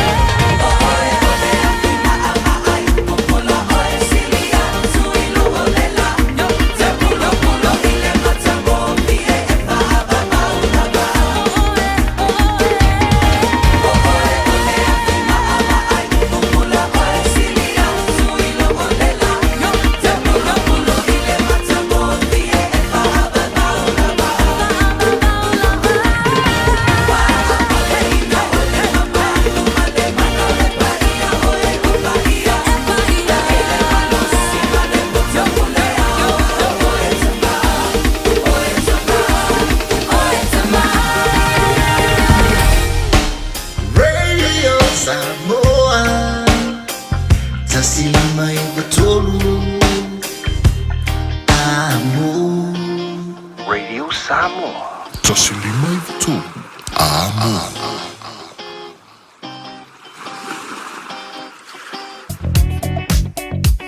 After vale ia o le taimi pisi lava fo le nei o le tatou a wala lungo tatou Northern Motorway southbound and citybound o le ngā watau fai pisi le taimi le nei mai Rosedale a ngā iane Consolation Drive faso solo asani Nook Whiteout Valley Tristram Avenue and Esmond Road o vaenga na o lo pisi ia ai mai se fo le a ngā iane le na ngā iane le tatou a wala lau papa mai tau atu fo o Nera Road Lake Road o le na o lo pisi ia ma le vaenga le na North Coast Road i le taimi le nei lungo le tatou State Highway se fulu maleono mai tau atu foi faisi pisi mai ngā i le eastbound mai Lincoln Road aluwangi ai te Attitude South ia whapena lava i Waterview vahenga masani au na pisi o tatou awala ia so taitasi mai tau atu le taimi le nei ia o lea foi wa faisi pisi mai o kākou i le kākou Southern Motorways o lo faisi pisi mai ngā le vale na o Taranga ia tu Highbrook ia o Mount Wellington foi o lea ua matua pisi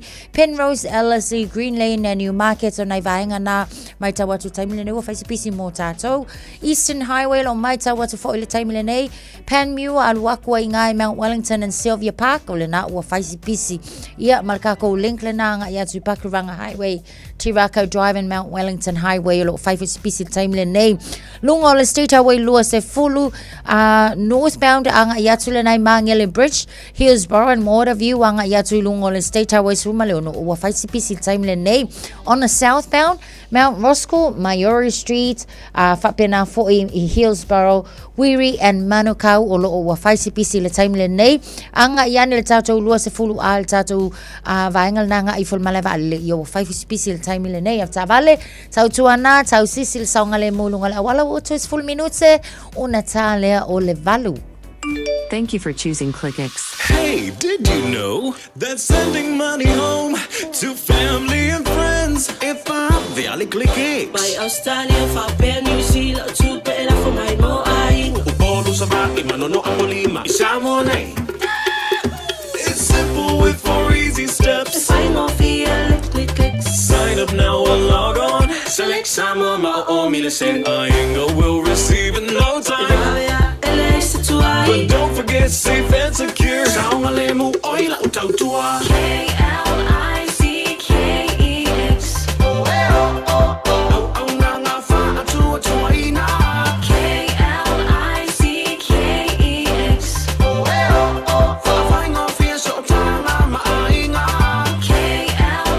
KLICKEX. Supporting Samoa with our very best. We are ClickX.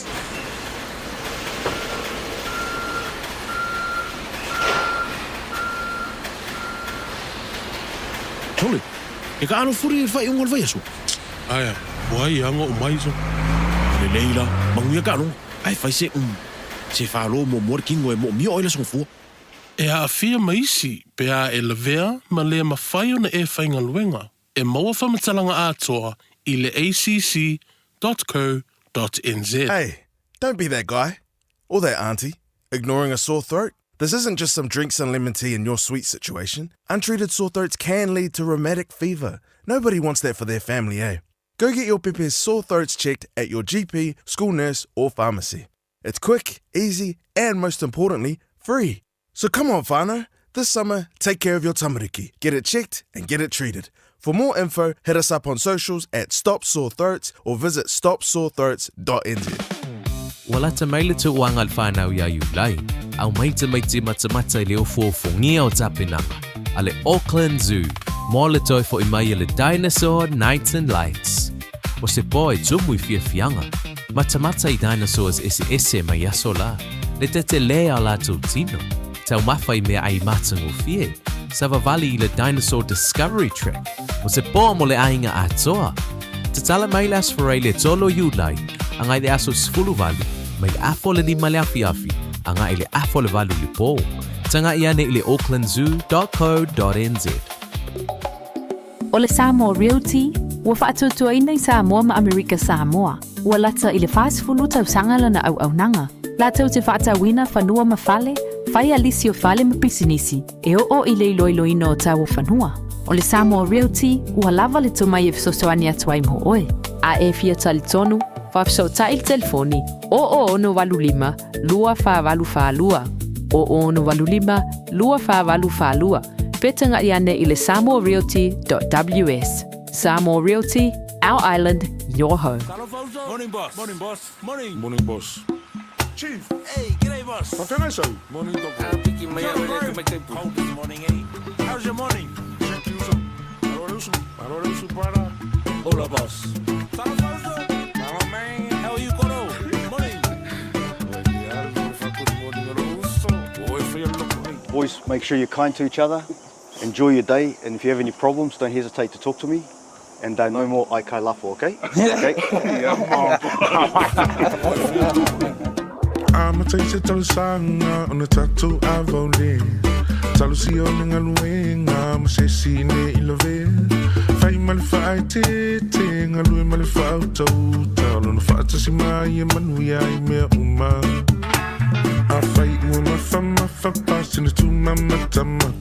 Have I used to boss if it ain't money me your mata. I want if I mang kolo kila no le time sa ope over my low pay I le bali lo mana o. Tikile so pe ane I sana lifi. Fo to ya anko pe afisi fi. Ie eli mo fo I la ulani si. Ma o tu fa Samoa ale o ingilisi. Let's go. Fai famalo lo si topile nei so Awal fa ai ito Sofia you mo ile nei ngalo na sanovi inga tato fai famalo lo si topile nei so Awal fa ai ito Sofia manava fifia Boy, awole fosia ile masola falo. Ole malo si le se failo. Fa malo si tai tali si moko.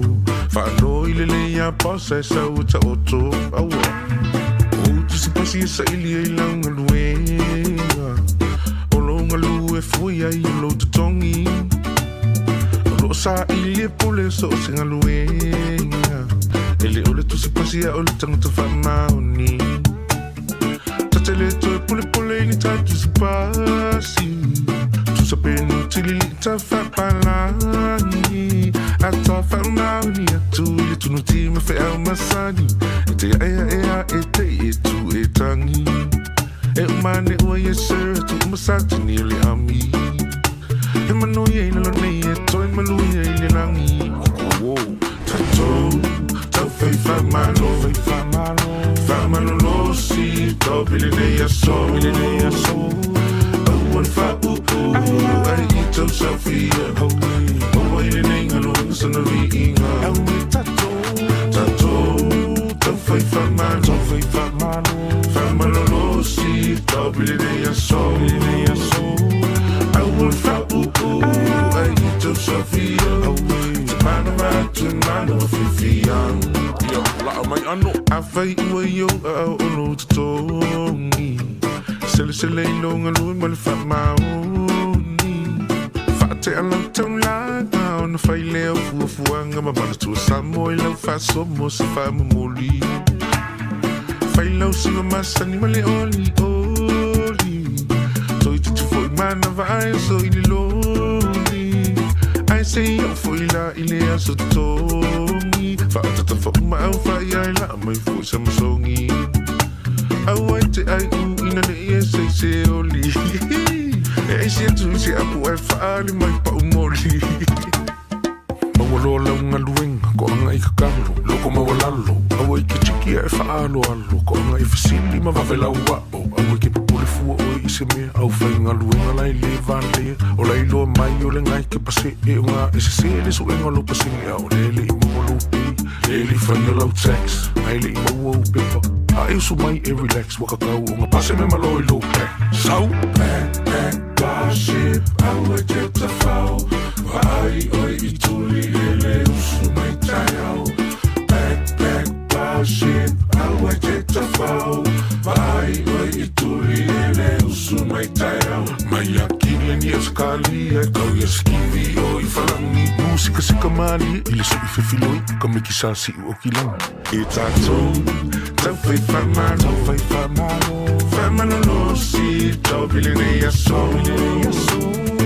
Au al wha ai I tau sawhia, maua I le nei ngaluang sana I inga. Tau whai tātou, tau whai whamalo, whamalo lo si, tau pile nei a so. Au al wha ai I tau sawhia, mana watu e mana whiwhia. Awha ai tau e seisi, ia e ono sa I teisi. O alau le lotama wala lo, a malu I whale, malu fafo. Au whaingaru e ngā whea lo whani, mata utile naka mupani.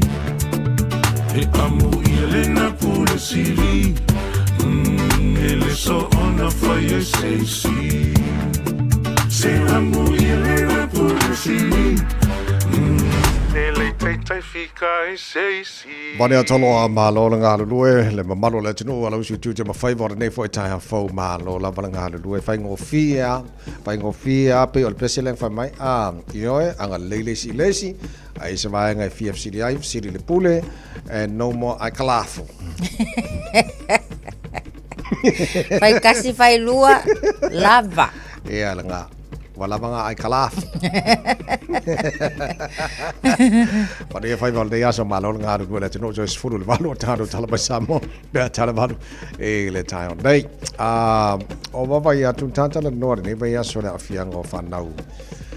Menei o le telo le taimi whaarulunga o screen devices. O lo te wawai atu e iei le aunanga fōle wa iai. O le ua pēr te lor masi na fōle lau tau maa oi tā pokala melena maoni poti. Le ala whaatui na istasi o aunanga fōle nei.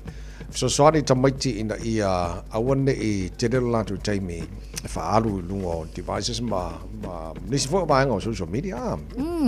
Mai sara tamaiti mai lis full tolto sanga nga ile lusu whatau sanga foi. E ile ole service ta wapura ona nga ta ole touch grass service. Ole ala e whatu ina craften. Iau kilani la. Ma ole ona nga foi le fōfua ina ia tau mawhailawa foi e iaingi ngai safeguards foi lea mo tamaiti ia maso se tasi lava foi ko inga foi ia wakau le mwhaingalu e serke le fongi mai le lima peila o nei au nanga ia o leo le atau mawhai ia wae mongi lava ele wha petu tu sa tangata malama ele o kangaka o mawhoi I le se fulu tolu le lusu whatau sanga e addicted telefoni ai o au nanga lava ia e wha pikoa lava la mo le vaenga foi ia ua matua whaingata lava o na motusia le maftanga mal telefoni so o le kulanga la e lea lo o tau mawhai ia tonu ole a ngai mai lava foile nei au nanga ia ma se ilo a tiri po a pe fa pe ila ona control ia le vaenga la le wa manga yo fa la wilo mai ia pat se yo sa so va ai foile le pe fa mata o ani ia inga ia fa felanga control le mai le taimi I le taimi ai mai se po a foila ngi platforms fo ia mangi websites ole ama fai ona ia le control le vaenga wa foile fast food pasengo tamaiti ma tu plang saravolo a feel vaenga le yo se foi numero se leti asa le Tarsia ia te lesa nga le foi au nanga foi le mesa na tamaiti ele a faina tamaiti ala well control tona inga na la tomatu lol te me tauna I lunga device lol te me tauna le kuka full wipu lol ka me vaki mo le fare lol ka me ai le lei tele a ton pulo nei matu ala le on control le na la tofana ka ko foi ku fawa ka mai ki sa loko me pe no ma o sta se comments sta se tapa anga nafi ol me nga ku pule pe valu e tau sanga o faile le tio ata foi le wa faina le mai ta mai ala ka va tau sanga ile e mo le kero ka me fa aru lo screen ole device yes yeah not only telephone iPad or whatever screen it access to my ia ola afianga le na la to foi le va ai so tarsiel nei na yaso toe asamaro lo nei fanau la onga matua ave lo fai mele nei fanau fa mole le le tanto ave ya off mai ngar wenga nei mau maftanga foi manai fanau ma vai lei fanau ma loa e mau aka ko kupe aso uma mga luenga ia maftanga manai fanau ia me silinan tau fo nei bai tai mola tua so marolo mai aonga nei malo fa tai pa ti lo atu amatanga luenga fal mai ile lo i Dunedin na ia mantua ia o leisi leo o a fan fo ile o le fo ina fa matsu ia mo leisi mo le toi fa le o leisi o vaenga o le fale mai le nei ia o le la o mai tau atu fo i o le o fa ala wilo la o a matanga luenga o mana ia o umanga sangi le konkalake ile tau sanga ne se ma vai talo siala ia tele ai fo ile le se swinga ma ia mauti noa e alusa o ale fausinga o poku mangi i me o lo mana o mia ia wa ma fainga fa wangele sipiko a kauleo ia inkangaka ai mai se la vai le taimi le o fo ile le tato ED department o ia kia ia a fa pe e alusa o ia le vaenga le i vaenga ia o makwa i manga ia fa o popola ia mal ku ia fa o foma ai ia wa mana ia o la o fa nga yo ia ngaluenga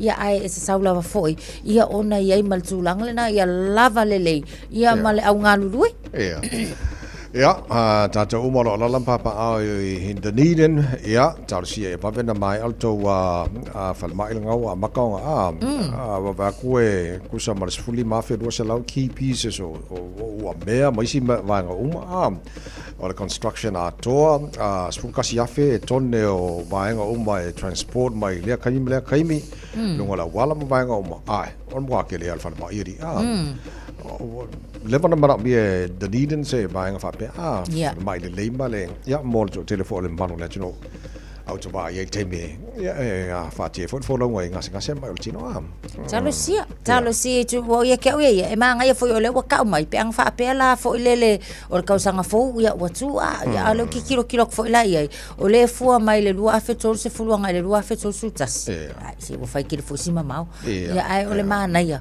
o le wa nga ye fo nga fa tsa wa le malo so lua fe lo ne maybe 4 or 5 years ahead le fa mo tau no jo tala le fal mai fo le nei le so le lope ni se ma sanion fa ngai na stasio ba le fa malanga i Hawaii mai se ba ngo America alo titi lot ai malanga ma san mo pe fa tolu le ba yaso pe ale Hawaiian Airlines le ona te le fa wo le pe fa fo mai ni se ma sanino malanga i fa malanga pe Hawaii America mai se ba ia atonu ma tuole vai taimi le nei ile tele fo yo le taunga ta le o lo wa ia ile swa wa mai se la fo ile swa o afio valele atonu le sele na vaenga o le wa ia ile fo nga fo ile ia o fo nga poto la fo ia fo ina ia mauti no le lei o lo ma fai na fa tau no ia fai nga malanga inisio taimi ia o nis fo yo taimi o le fa tau no ina ia ona o le tau ma fai la fo ile ngai vai kaule kaunga ka ko soi fanga le wa ia pe afo fo la ia ina fai nga malanga ia pat ele fa pe wa ku wa ka o fi nga malanga uma o la lava o lo fa wa pe ia ni so fa nga malanga paula le me siaki kai mi fo i o malanga na ia ona mafaile ona mawale ava no fa wa wa fa nga malanga ia malo fa taile tunu le nei tai o le wa tal afa tai mi o ta longa engalani ma Argentina ia o mala fa kai mi lengi ayo ka longa sole ai fa nga fo ka longa le ari mane ia la ta fa tali la fa boli ya boile au leo la ya wa la fo kai mele angis ko lo ngala ka ko fo ka mo kiki ko ngor ki ya no wingo le ya ko ki pamba ala I know ma wala au le ngelani mai le tele world cup talwai ele yai ma se world cup nga sawa pe man malo ai I me yo ko ki si kai mo uma kai mi le la kiki ko wa ya la winga la fa pe tu la ngana o ka lo fa winga la kam fa mo si a fo mo ya lei mo ta tol nei tai au fa ka fa malastino se fa malo lo si se on sa mai fa mo le fa malo si mai per tar fa malastino mai lo fa malastino so mo ta ro talo mai sa mo nei tai au ai due le van al wa se foi yai yo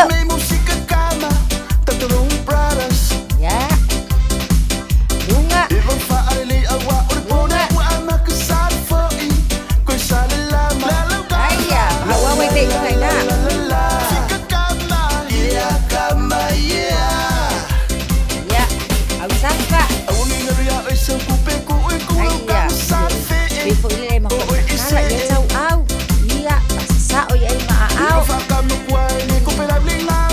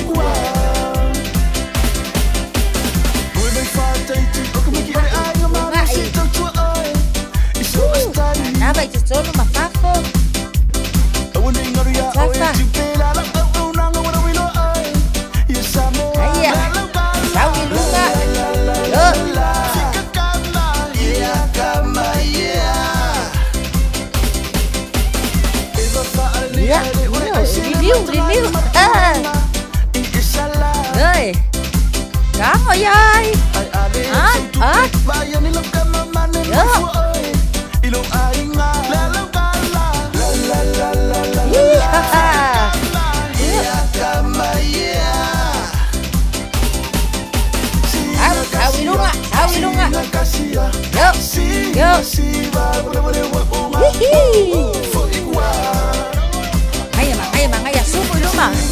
Luma.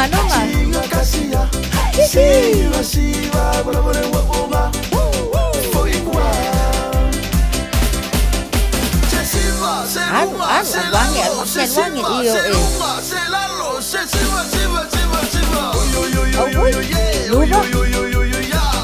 Sekunde. Malo losile netaya. Iya, nabai tutonu. Nabai fafo, nabai tutonu. Nabai fafo. Malo losi, manuia tsele lava singole ne yaso soi fuaia.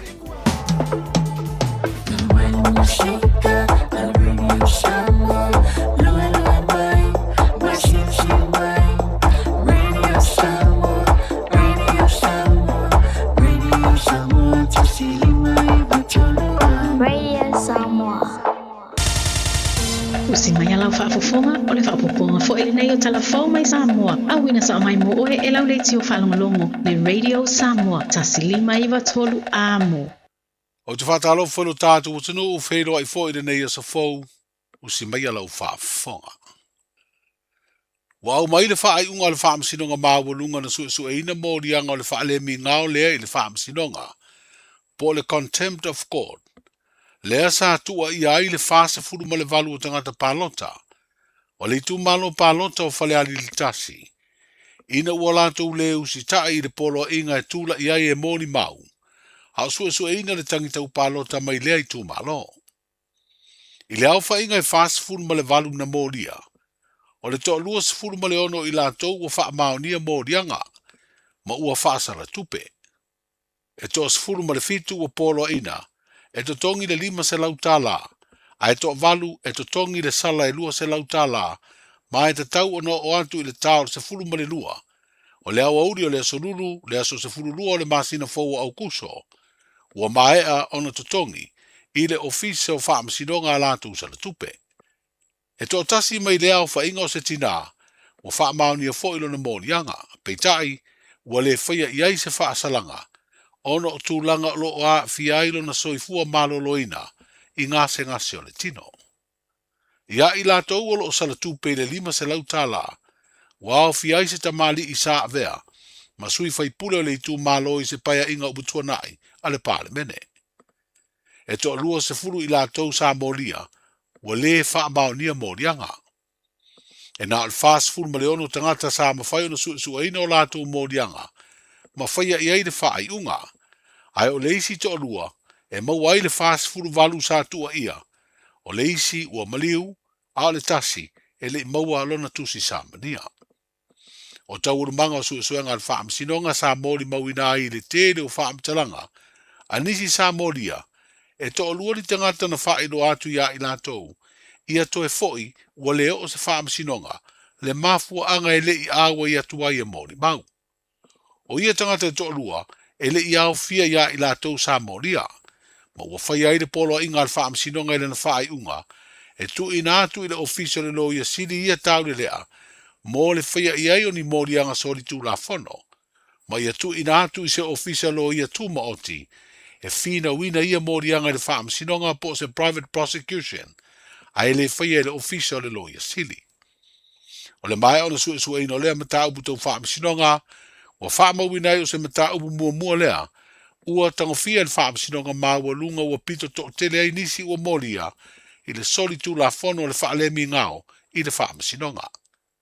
Ua wha mawinai fo i le maua ai e le ofisa o wha sinonga, o se au whainga, e se furu afe ma le se lauta la, mai se la tupe uma o le atutongi. O wha fita uri o loto tupu le loto i fale o nisio i tutino tau ta longa i Samoa, ma vai manu ai tā penanga au masia o tātu o tino, o te tau na whaamuta. Ai tau la i le ati na e o so se tā longa i le tūlanga e manu i ai alo ma whana o le tino. Ai mai se o le malo ma le tāpua i ngā Samoa. O le au te lenga leo le finangalo le te tai o le malo, le fionga i le pā le mia i le na saunoanga, i le sau ninga na tufai me alo whatupe po taui, mō tangata tā alo, whapea au tā alo na whaamanu i ina i pine auro, I tālonga le Pasifika sa whaia I Solomona, I le tausanga I lua whenua tolu. Whapea tālonga whaavau malo I le pii, ma tālonga si ua mea mamafa, a le lalolangi, lea na whaia le tausanga nei. O le saunoanga fo I lea na mamori ei ma upu whaala ei au, I le au masia le atunu I tālonga malo le tau pulenga, lea le a whaia le vai asa fau I Skotilani I Peretania. O tālonga o se whamoe ua matua tapue e le tatou malo I le taimi nei. Ma e leo tu tango whaatumutumu lima le tatou malo I le atina ina o tālonga. O no fo inga le nei. Ua matua ave atoa le whaalamolongo manga le malo e langolango tūlanga tau tālonga. Ua mai au na whaatuina le mtanga alue ngā toa wa iairo na minista whapitoa o tālonga ma le fifi o tangata le iei le tofai a siwa muli. Minista langolango ia fiu. Ia ole e atu le fio mai le tātou whatumsili. Ia ma le lalango mai le tofa asiata. O le whamoe moe, ia tātou waai I le la sanga fau mo le lumana. Wata pena le mtanga lue ngau tālonga. E matua wha malo sia le wafa whea ngai ai. O le malo, ma tālonga umai le tunu. Tātou Cessnock. Ma ua matua sauni le malo. E va ili le lei. Me o lo tupu ai le toa ma fa le tonu tālonga le tunu. E leo tu e nama se laina, taimi nei. Tālonga o se tasi o whaalangolango manga. A le lei lor tam titi le mawhau. Atu a ngai lo le tūlanga le ave le si la sanga tā ua lea. Mo le whangaina o le tāleni. To mai na me umma. Ona iei tali tonunga al tātou malo. O ina lo ta oto ai le silu mana I manuia o tātou atunu. Ma e le to iei ni excuses. E le to iei voi ni mene I le tātou wo peon sao noa le sunga alfa whengaina. Ia marili ia ua pau o le mea ngata I mawhai. E le tau na tātou tua tala noa whapena. Aisea, o leo tātou wa ai I mo federation e ta pena ma le ato toa. Walaba taimi ia o le tātou titia wa lele. Mo e ta whao pea o I maranga whapea, walaba. Nanga leo ni vai me I e wheo iso o I tātou malanga masi. Aia mai le taimi le nei fua wa aia ia wa iai. O a mea ia o tātou wa iai. Tā te maua le manu malo. Pea ta pena le lei au ta alo le tunu. Nan mea muri nei le tātou wa iai. Ua masi I marela lo langi o si ngā me mamafa. Si I marela lo langi o pi inga. Ua masi I maila lo langi o isi tu inga ta longa nei le o te vai tu nei le avun tata lairi nei pō. Nei. En fai nei. Tala nei. Wa mata na mo mai tātou pine I fusuanga sa whaingatana tau whai aisea. Tere tau e misa. Ie tau fufo atu tātou laka piuni. Lane le tupu misa. Ie voi tau fufo atu le tele o isi tātou tālonga. Le tau whai tutu mai tutonu le mere nei o le mau o se tasi. Le mau se felfoninga. Le mau se tufa tasi. Ie tātou o ma le pelepe a ia lea. A oi pito I sili na tinga ta po inga le tunu. Wa solente ni. Ama oi ma fi Australia saini le lo se la 5 milion Australia. E fa le ia le liki, la kapi liki Samoa. O mea ia ta tote manaumia. O fua ia ta tote manaumia. A tau te lole mea nā leina mafua o na ioi Australia. E saini Samoa le lose lau 5 miliona lea. Tau te lole mea nana. O no tātou le tūlanga lua le lalolangi le laka piliki. O na Samoa. tūlua i le lalolangi i le taimina nei i le nakapiriki. Wala fua vai o le message na mai na mo federation uma Samoa. Wala va le taimi o le feainai. Lava le taimi o le o tau mate. Wala va le taimi na o pau le mei tātou awai. Wala. Ale maatu mo fiu i le fa saininga o le feainga le. O se langona fa ngai tia ia te au te tai o le malo. Aisea, wala le ngā luenga na ta pena tamata alo uma Samoa le lakapiliki e tu ai le ngō Samoa i lungo le whawhanua o Samoa ma le lalolanga e whaapea le ta alo a tama Samoa i le liki i le lalolaki e leila loi fo le 5% tangata best play o le lalolangi i le liki tama whanau a Samoa e lela wa mai nele mei tupe tele o no winga le taun tato la lo le ono so por fitus for milion Australia le tupe a mai e develop politik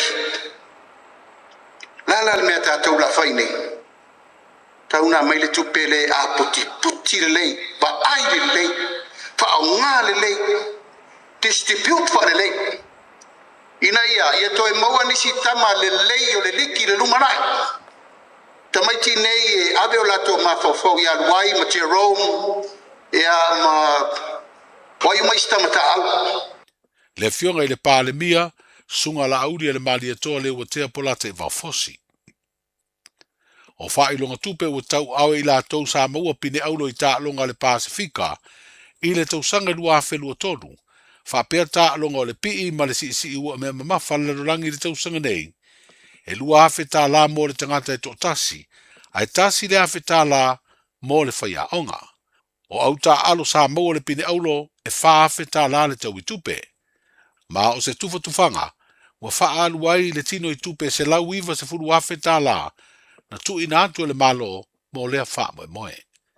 Ua fia tau sanga ua tele tau vanga, ia e meise ta longa, e leo tu lafua ia tatu malo tu yatu sesna so se tau vanga fa val malo la vai masi ia se awa Samoa o lo tali per tatu malo mai ele fai titi ele nganga al faftai mai talunga al Pasifika o le Olimpika sa ilinga champini o le tulangi lo Oceania o talunga al malo tau pulenga ya o le to e seanga o na malanga leo tato au i Glasgow ya o lea foi e lango malosi tato malo ya wale tapina inga o tato au mo Glasgow Commonwealth Games 2026 se vaenga le saunoanga mai le Palestine o whalaptonga o ta'alonga Samoa le Cessnock le fionga tu au Pepe Jerry Warwick i le tupa tupaina o tau i tupe mo tamawhana wa le atunu uma au sa manu malo i pine aulo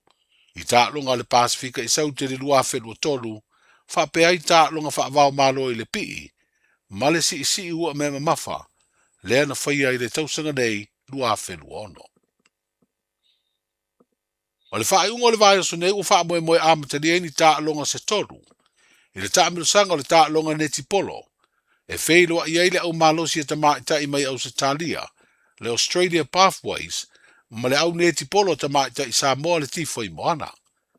O se taamiru sanga le a vea maava noa le lei, e whidi ei se au le tifo i moana e sauni, i le taamiru sanga sa idi ava noa atunu o le Oceania, e sa idi ei ni au neti polo e tau sini o, i le taamiru sanga o le ipo le rorangi e whaia le tau sanga fou, e tali malo ai le atunu o Tonga. O ta alonga le whaingo le vai aso e le vao le tifo i moana ma le Australia Pathways, o le awhia lea le whare taalo le multi-purpose gym i tuana i mato. O le amatanga o le vai aso na whaafelo i eile au masi i mai au Sitalia, i se awa o le whelo inga na whaia lea le Mount Samoa, o le pulenga o tangata tāwha whao mai whafo. O le upatoe a whea le ati nae o le tālonga la kapiro tātu o tinu, i le langolango malosi le kompania le Vodafone Samoa, e pe ona toe saini ai le marianga le vao le pulenga o lea au nanga tau telefoni, ma wheso ta inga whaona po nei, ma le pulenga o le lakapi Samoa. E sidi e le ono tau sanga le langolango le Vodafone Samoa i le ati na eina, o lea ta alonga ma le wha moe moe, O le a fesoasoa ni ai le una i o alo ma whanau o le atinuu. E si itia le tā longa se tūlanga māwalunga ma le lei. Wa ave ai whaafitai le ofisa siri o le laka pi Samoa, whaapea le pūlenga i le company, o na ele o tuua pea le langolango atu ma ngā lulu e whatasi. O le toi ave le langolango le company le laka pi Samoa, o se teimi ua tāle whea ngai ua whaatino ai. A o te pena le tātou manu Samoa, i le tāmiru sanga o le ipo le rulangi i le tausanga fau. Tala i o le whaatawhiti o le ngā ruenga o le nei vai aso, soifua. Pui pui lau a inga i le tau malulu. Au e te whaatali. Whaatonu nei loa lau tui ar fulu. A whai wono lima o tau sanga pe o vatu. Pe maua o e singa se tū mau. Mai tanga. Po o maua fo iso walo i singa se tau mānawa. E ma whai o na whai a fua lau tui ar fulu. Tanga iane i le upenga te whai langi. Book myvaccine.health.nz. E vave tui whai ngō fie. Mō whapesili manisi whamtalanga. Really mai le vaccination helpline. O valu se lau, lua valu lua iwa lua ono. O valu se lau, lua valu lua iwa lua ono. Po o le fono. O valu se lau, tolu ono ono, ono wha valu. O valu se lau, tolu ono ono, ono wha valu. E siri le puipuia na i loa le tonga fitia. Whai nei loa lau tui ar fulu.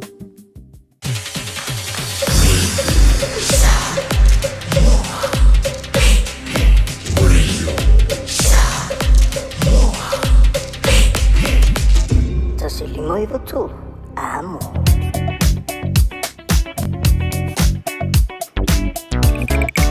Malolo sa i lunga la wala tavale nei taimele tai ole se fala la vali jamairo leo la mana ia le flow le traffic nei taimi ole tai hao Facebook la titi love around Mount Wellington and Ellerslie Penrose city bound mo le State Highway 1 pawana ba la jaba tu le mo mai nei taimi ole tai hao around Lambie Drive, more the State Highway was a full southbound. Pawana bang le move my night time at the time.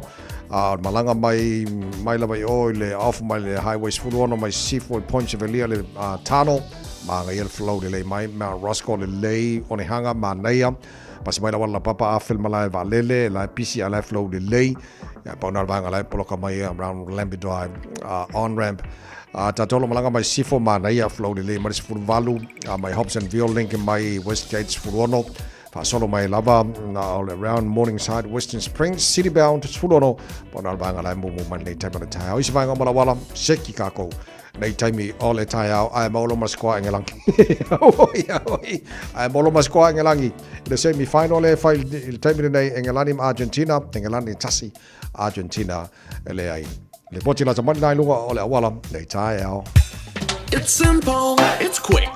You're closer to families. Sending money's now made easier for loved ones in the Pacifica. New Zealand, Australia, to Samoa, Tonga, Fiji, to the Cook Islands, to Vanuatu. Connecting Pacific families. With ClickX, you're secure and safe. The lowest fees and amazing rates. Now helping home is affordable. ClickX with a K. Reliable. So sign up now with ClickX. Let us help you help home when they need it. We are for the Pacifica. We are ClickX. Talo for Samoa o Mr. Cowboy Lenny. Whaafafonga ma mai mo mai pea i le Radio Samoa. Yeehaw! Se furvanu chane julai valu ole vai ngā lata mai le nei le tala o le tau e le nei fo i tai au fau. Mawhatu Samoa lua se fulma lua i le mawhanawhana ma ngai a le malu o le e Samoa le nei vai ngā le tai au sole. Se ki harkau Samoa sole. Tu mawinga awa o le tau Samoa langi le leifo iniso taimi pa utimu iniso vai ngā Samoa le so tu mau le lua se fulma le ono. Maulunga le vevela o le so lua se fulma lua i lona mawalalo. Toi whatalo whatu pa angal tara pakalame. Amerika Samoa whapenafo i Samoa. On Facebook, mari YouTube, or Samoa Penafo le FM 106.1 in Samoa Malolava. So for Maria, Tatu was Yasi Lesi to watch all of us at many Australia. Good eye, mate. Malor say for Maria and Mamalo, let you know. So it's buying Australia or Tata Mafutai. In the Lamoa, Canberra, Oka. Oka Samarulu, Casiolo Yel Marulu, the night time on the tie out. Or wing on the Taulia Sol as a solo martin or feel a line poor in your timing.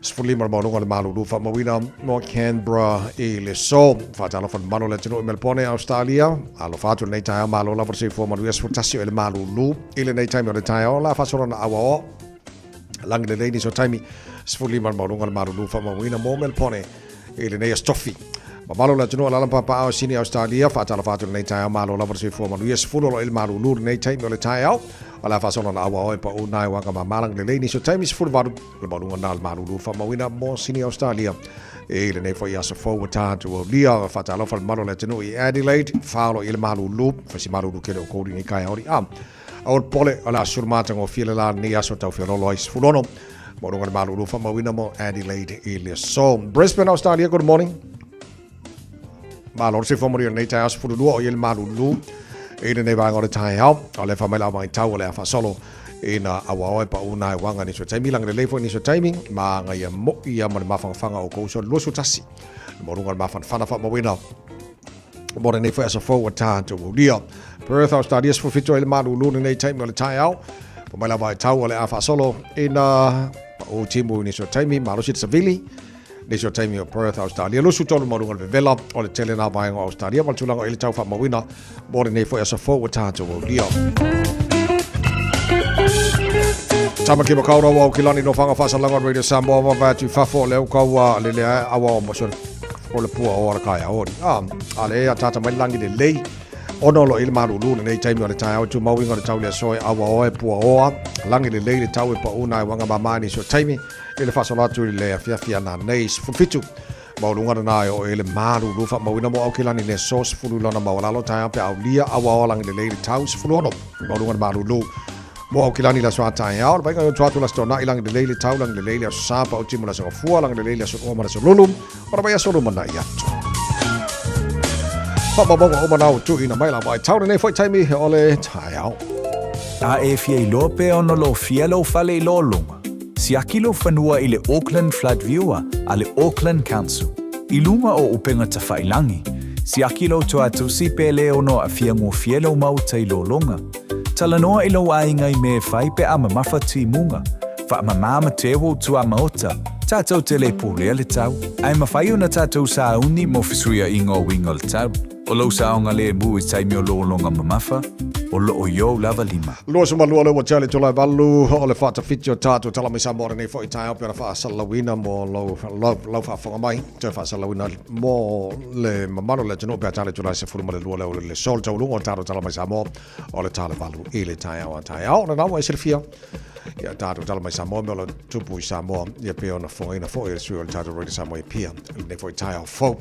Makua I mimika lo loko lo whanongonongo atu wa tau ia le tūlanga na ia, tamwhainga na ialum whanau, e tālonga e uia na tuai, ia pia fua atu lua whenua suman tolu, ia mal nei tau sangala wa ia at least o lawa Morris Society mo lantou, well deserved awards mo lantou, tūlanga tau tupe, ia mal wha moe la amonisi, wale la sauni la mo Glasgow. Aso no fut wha, ia pia whainua waso nei, ia lile na Commonwealth Games. O ile na suru fa lo ngal masa fo ia so tu langa na ia pe na fa fo nga tele tino le nei fo I tai fo le tu mo oi al radio Samoa e le nei fo I tai so po mo ia markai a ori le lei al fa fitio tanto mo fa Samoa o le nei fo I tai fo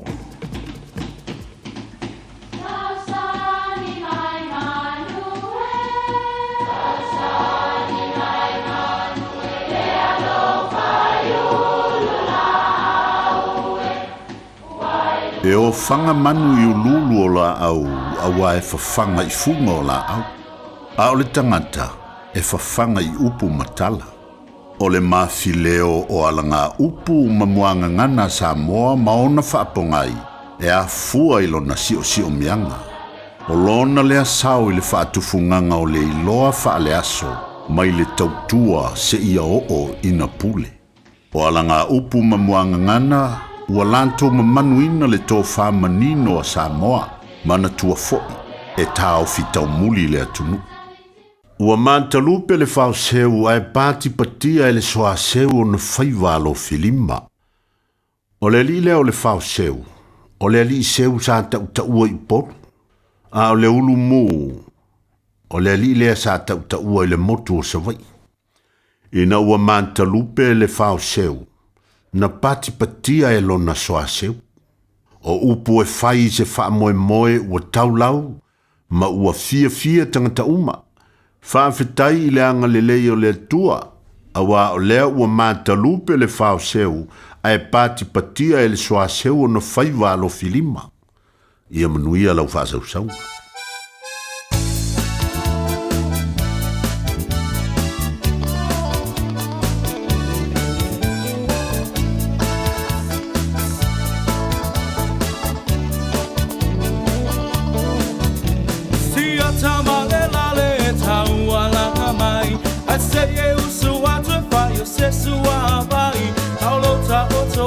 Ma e tilo iai e wa e se e ti soloa aina e alu atu lea e se ainga o lo fai se lo tu ai fai esa tau saminga wa e mole manaba na o si toia ina le lale ua mate la ina foi myself palinga myself feelinga e moni e alava e te talanoa, e te leiloa, mana tole tawalanga no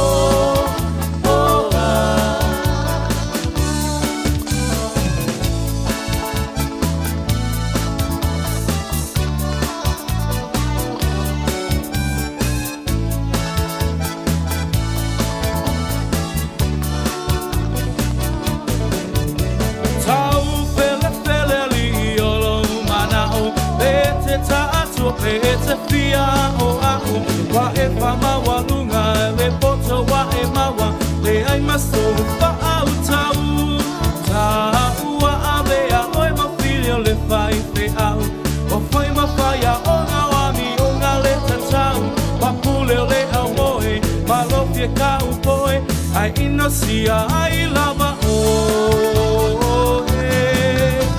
ai maisa whalinga masau filinga e moni e alama ita e te talanoa e te leiloa mana tola tawalanga no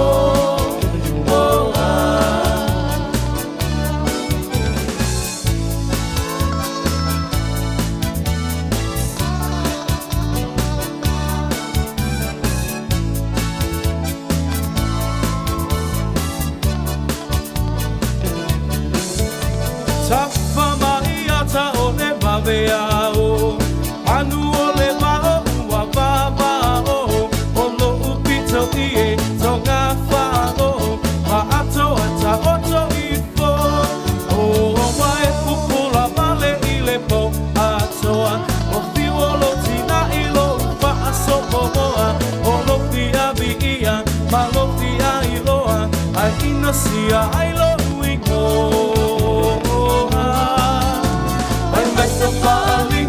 myself feelinga e moni e alava ita e te talanoa e te leiloa mana tole tawalanga no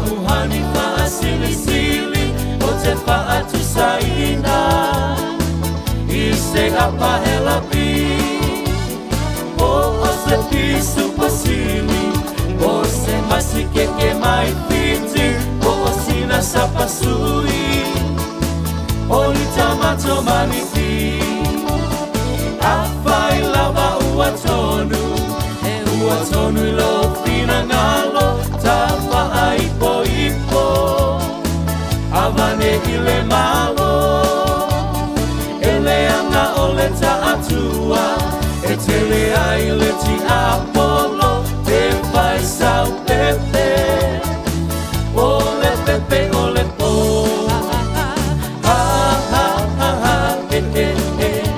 sawia la ia malo lo tele fia mai atachate se yo pese atu ile ea se yo pese atu ile ea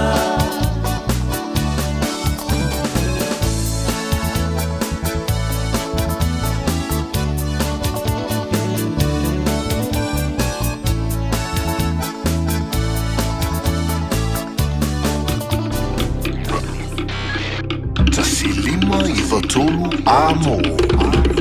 Radio Samoa. Mom, Dad, asia te lua pisa so oi. E fe alu so oi Mom. E alu ai tatou tupe. O te le lava. Le lua misa so oi uluma.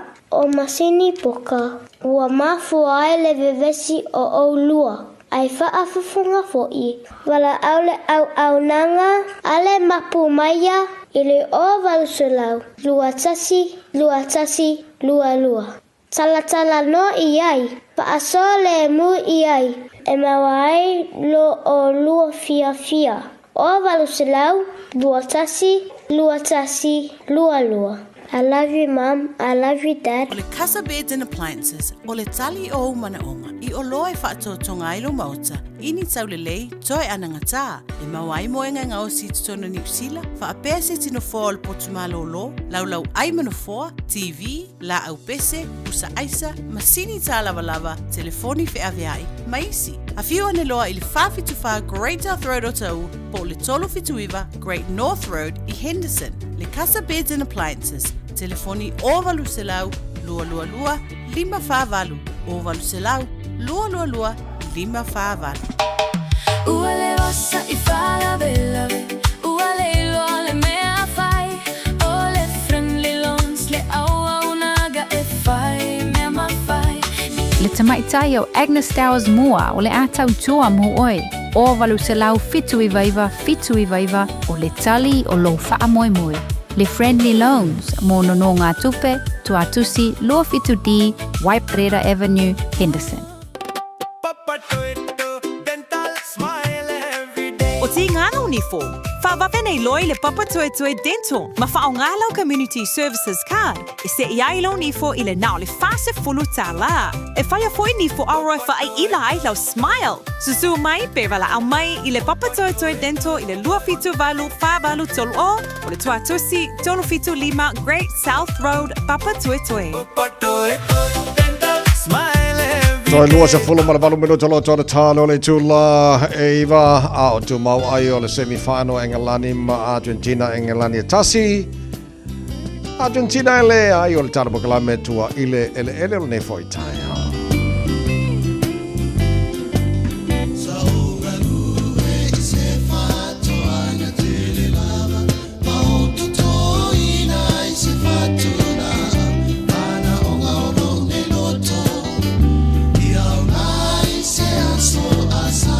Ava noa e whātalo whato e whoi tāra pokalame tua ele le mamalo le tenu le au whai whato anga ma tātou e tō anga to tō le whato le la au e fua mai atai au e tua I ai tātou nāna e oso tu lava I o tua maota mo tua whale ka mai lau whai ma sala mara ka pisi nei se me pore tātou tonga tātou I whangalo I nei songa tu lepa ro pena ko vati mal tāra pokalame tua ele alo se whamaria tu lepa Fatalo tu la sunga tawai ma le fionga yanga mana ma tatu pis fasalau fatalo fatul pai ma malu sa moro ta fong fonga manika o yon tulang falupul apalo sufu ma ma pa hol Pua a sa le sole a ia pua ia na ngala ma nei a o le kali al tonga tala si fuanga o ko anga ko fa ni marka pisi o le benga e fengo fia na mi lo la sala mai ale mga bia ku ka ban be lo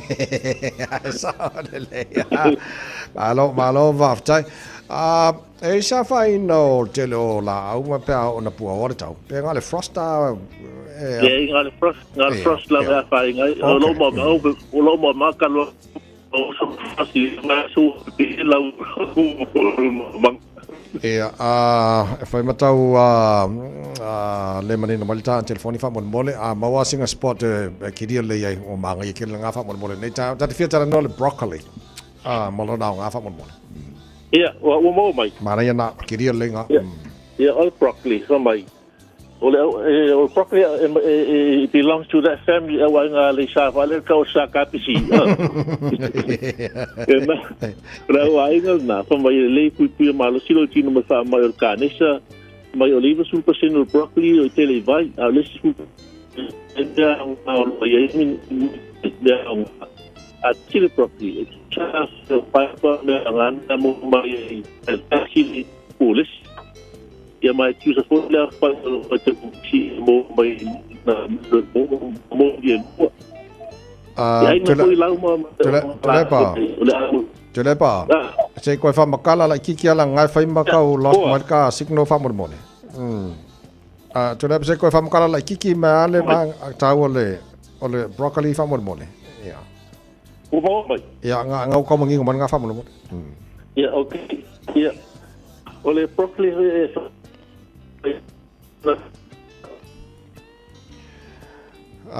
ngai fa le tonu malka le nga tulepa wha mormone. O kau e se suing. Ngau kau whiolo mai nga. Ia. Ole pāra napo can't fight le ai ngai whai ma le mangi ngā mai al ta telefoni wha mole a tulepa. Am whainga pe ka pe speaker e whao ngā de. O mā ngai ke lea.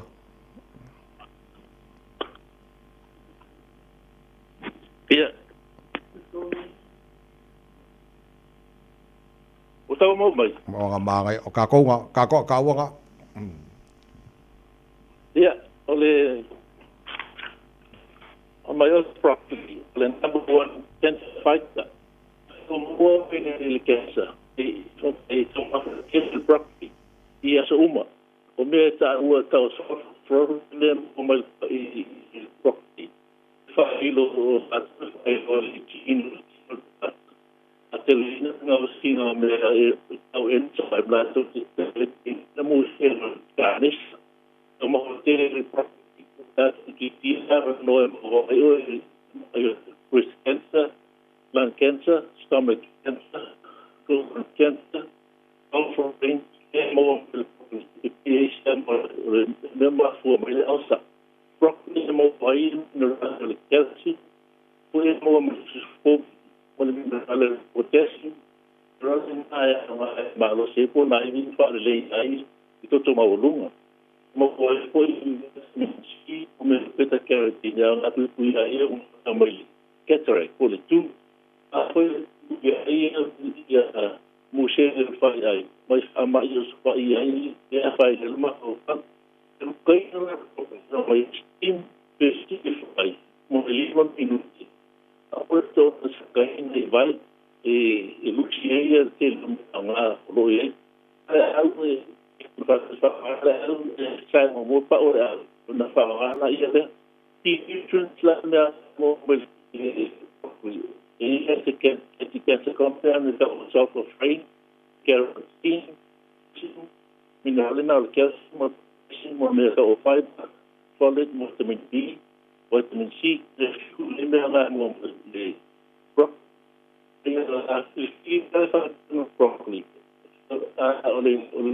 arosilan ma to ala pepo pelo ku mo si ku pa ki la ku nga mo vitamina le broccoli be la mo ma to vai e fa ta broccoli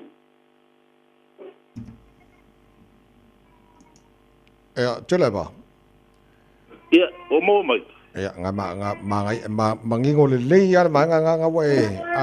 Okay, le lei, so o le broccoli, e mawhaina tongi tonu, so se koe ngā kuka, Ia, so stir fry po le spinga steam po ia. Mga ianga. Ia.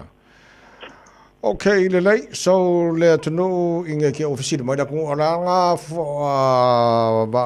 me ka ore broccoli. Kam voi pi dark green alonga, ko kia pio se cauliflower. Yes, cauliflower ta. Yeah. Ja, ke re fare kongol ka ke fongi ni ka ya wa tu le pa fa mon mori. A fo I. Ja, amoy na va nga fa mol ta po kala me fa mol mole, nei ta ya. Ia, o mo mai. Ia, o anu vai nga fa molta po kala me fa mol mole, nei ta.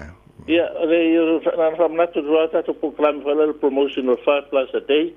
Ole tu na po kala me na ita fai na ia Sila tu lima pe sila foila fa fruit and vegetables aile aso. Sila tu na malesta me fa me fa ia susuenga fo mai. Tele lo tau ma fa apa pe so se from tele lo tau ma green vegetables. Ia le titi ano manu. O le kina e fo ia susuenga fa mai va.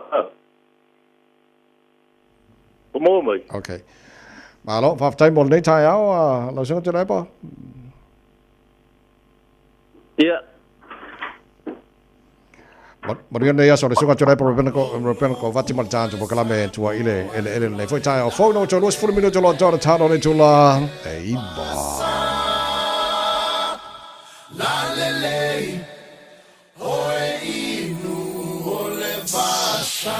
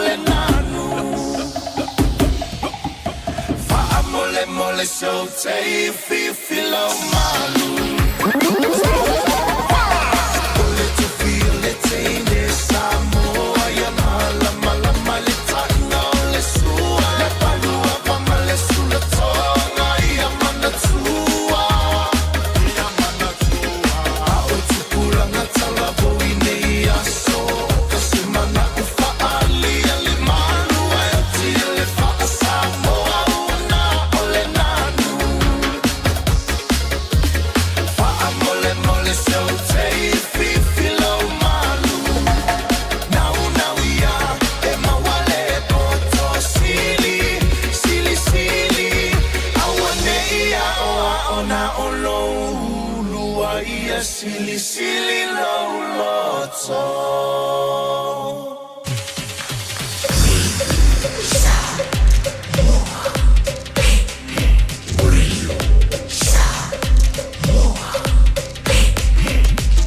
Tasi limoi betul, amo.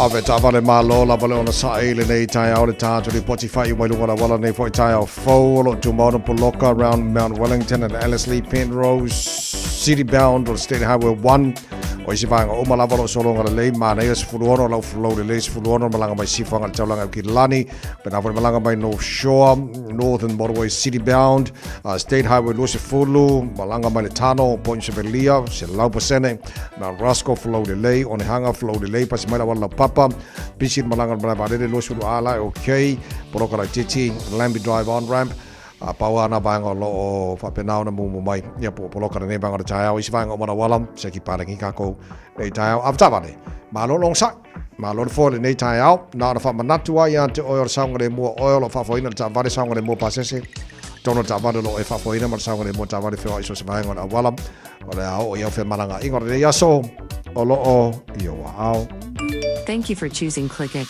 Hey, did you know that sending money home to family and friends if I'm really ClickX? By Australia, for New Zealand, to pay for my mo ai. Ubolu sa baki manono apolima isamone. It's simple with 4 easy steps. Sign off here, ClickX. Sign up now or log on. Select Samoa Ma'o Milicent. Ainga will receive in no time. But don't forget safe and secure. Saunga lemu oila utautua. KLICKEX. Aunanga fa atua tuaina. KLICKEX. Fa fainga fia so tanga maainga. KLICKEX. Supporting Samoa with the very best. We are ClickX. So it's 40 minuto lo tore talo le tu live a woi cafe fe pe amar ko 11 minuto official time ka longa le lo kai kas engalani tasi Argentina ka oi cafe fe ale le la umar kai fa fe fianga ta malo se no le ta fo malo si fo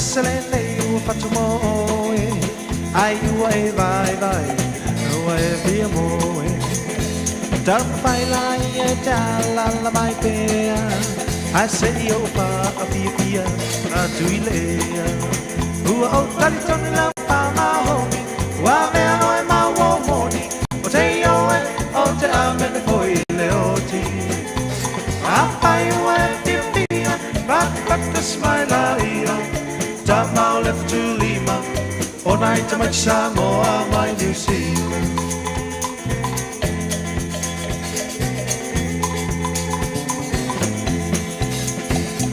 O nai a whatunga e se lava E te leo ina E a ngā motangata A pai na ua e pia malama lama E sili ai pea Tu mai o lea ma Ua au tali toni lo pa maho Ua mea oe ma wo moni O te ioe o te amene foi leo ti A pai ua e pia pia Pata smaila ia Tamau lepe tu Lima E mai Samoa mai New Zealand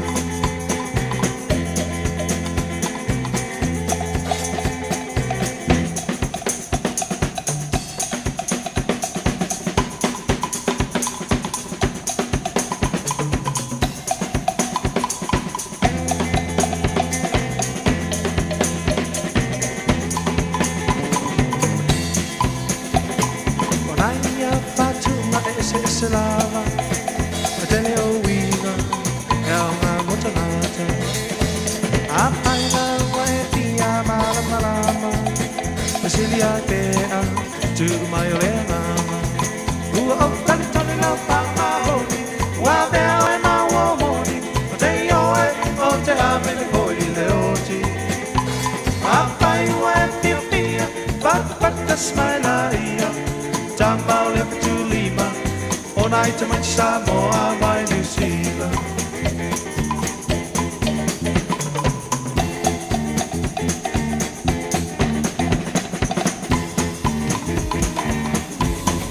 Sole ole me e sele me le wai ai ko yo ngomingu ke le te toe ale le walua Argentina kasi engelani au oi ko fe fainga Argentina sole sa mai mo taru telefon so ka se lui malahu ha mai ani so pa fi fa ngora tai au o yo we ko fe Hey oni o fie tutupu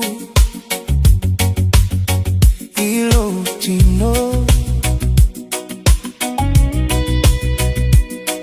Ua mateia le tupua Le asalilo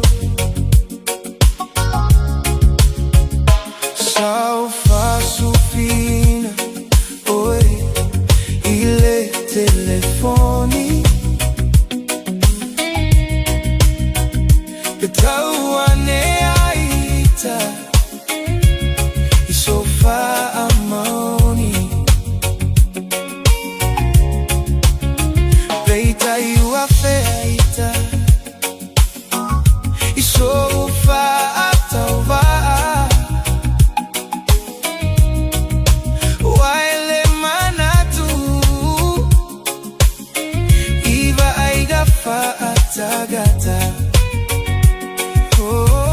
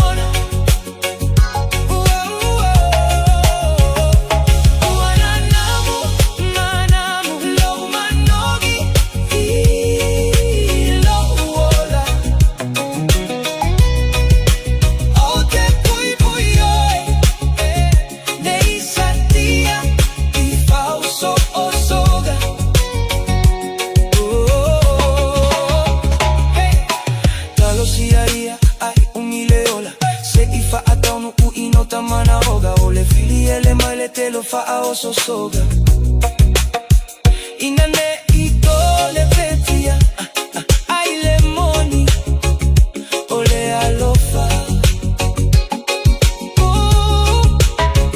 oh desa afi ma fili mama teia tu mau masaniga ia todo manama fia cago y lo lima oh elelosa saufai mai mauga ole alasi foi oh mai le panona Wananamu lo manogi lo wola oh de pui pui me isakia e falso osoga oh elelosa saufai mai mauga ole alasi foi oh mai le panona Wananamu lo manogi lo wola oh de pui pui ne isakia e falso osoga Talofa lava o le si'u fofonga le nei o Samoa le Radio Samoa.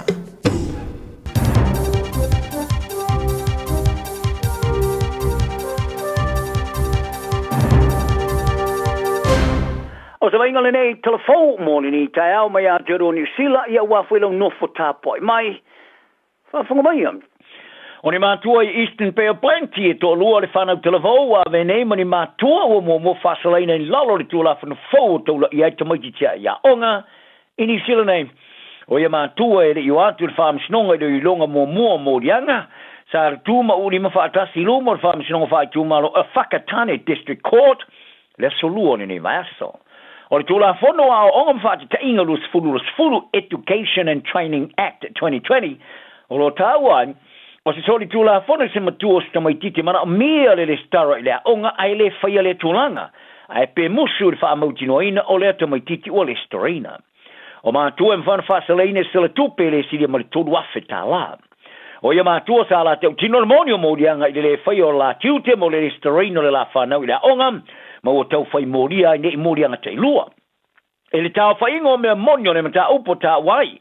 E le ruafe mareru furulua e o le ruafe mareru futolu. Sa awina toa e mata ngā rua ngā onga i tusi la patai nei mātua ono le wha awawana tia i a onga le la whanau. Malongo i ai manamia le ave a wai le onga. O le tusi la patai no na tolu sa lafo i a se tema o le ruafe mareru futolu malongo i ai. O le tusi la patai mon muri lea, ma se asi e singo le asi ai le ainga a le o se tasi o sui ma le tautua wha alo toi whale mo tamaiti awa i a onga, a po seisi mai le tautua mo tupulanga televou o leo leo. O se kampani lava Australia o tō sina i aere vai, i ana i inga whaatino mo tangata whainga ruenga, le tu ina i mātua le isi lua vai aso whao popo, e ave o aso malo lo, i le tau sanga, se i au lia suma le lua le mātua o la tu whanau. Ai o se fasili, pe wha amata e wha ona whai e New Zealand nei. Wha aria kampania le Dash, uo whoina i ane i aso malo lo, e whasosonia i mātua i mea tāwa oma, e pe o le sui o a onga ave e whanau, ai po le mamai. Sa tūsi ai kampani lungo le upengo whaamtalanga ale LinkedIn, o le tūlanga lea wala tū sui ai ngā ruenga e wala fau, ma se wala le wala tū siti ai tūlanga o ngā ruenga. O le tamantai whaapito i tūla whono ngā ruenga, Alison Melsa, o le kampania le Hesketh Henry, sa i whari ai, e whoringa mai tu wau, o se tirotironga mōmo i ai, o le tūla whono ai atu tō tingata, e whaia se ai inga whatino whapea tari tusa i New Zealand nei, e whasori tūla whono. Tuluai, e le whatangai se whailunga tangata e whawailunga o tūlanga tau i ainga. Ai peitai, wa i whali, o le a whatangai tau singa e mana mia, mo se isi e iaina mata whaioi mo le tau sia, ma le wawa ai o tamaiti. Whali e Melsa, sa iaisa a iaisa a ienga whaatino e tu ina tuaini aso malolo whaapopo, e mana mia e whawailunga le mata whaioi a letanga te whainga luenga mo le tau sia o tamaiti, na i lola vea leo se matua. O le li loia whaapitoa o ngā ruanga Alistair Espy, o le company le Duncan Cotterill o ioe, e mawhai ana mause a wanoa le tūla whono e tuku iai. E suenga le company sa ilia tangata whai ngā ruanga a le Robert Half, wa whai loai, e malo si atu le mana na o tangata whai ngā ruanga e mea lofa po perks, e langolongo aiftu tuna inga e whaia, mai tu a inga o langa e whiolai, a e o aso malo lo e ave pito sili atu o na mana na oai. O le atoa ilo ina leo ia na whaatinonga e whaonga e su e mata upui ngo tamaiti, ma whaorima ia meong whaonga ri.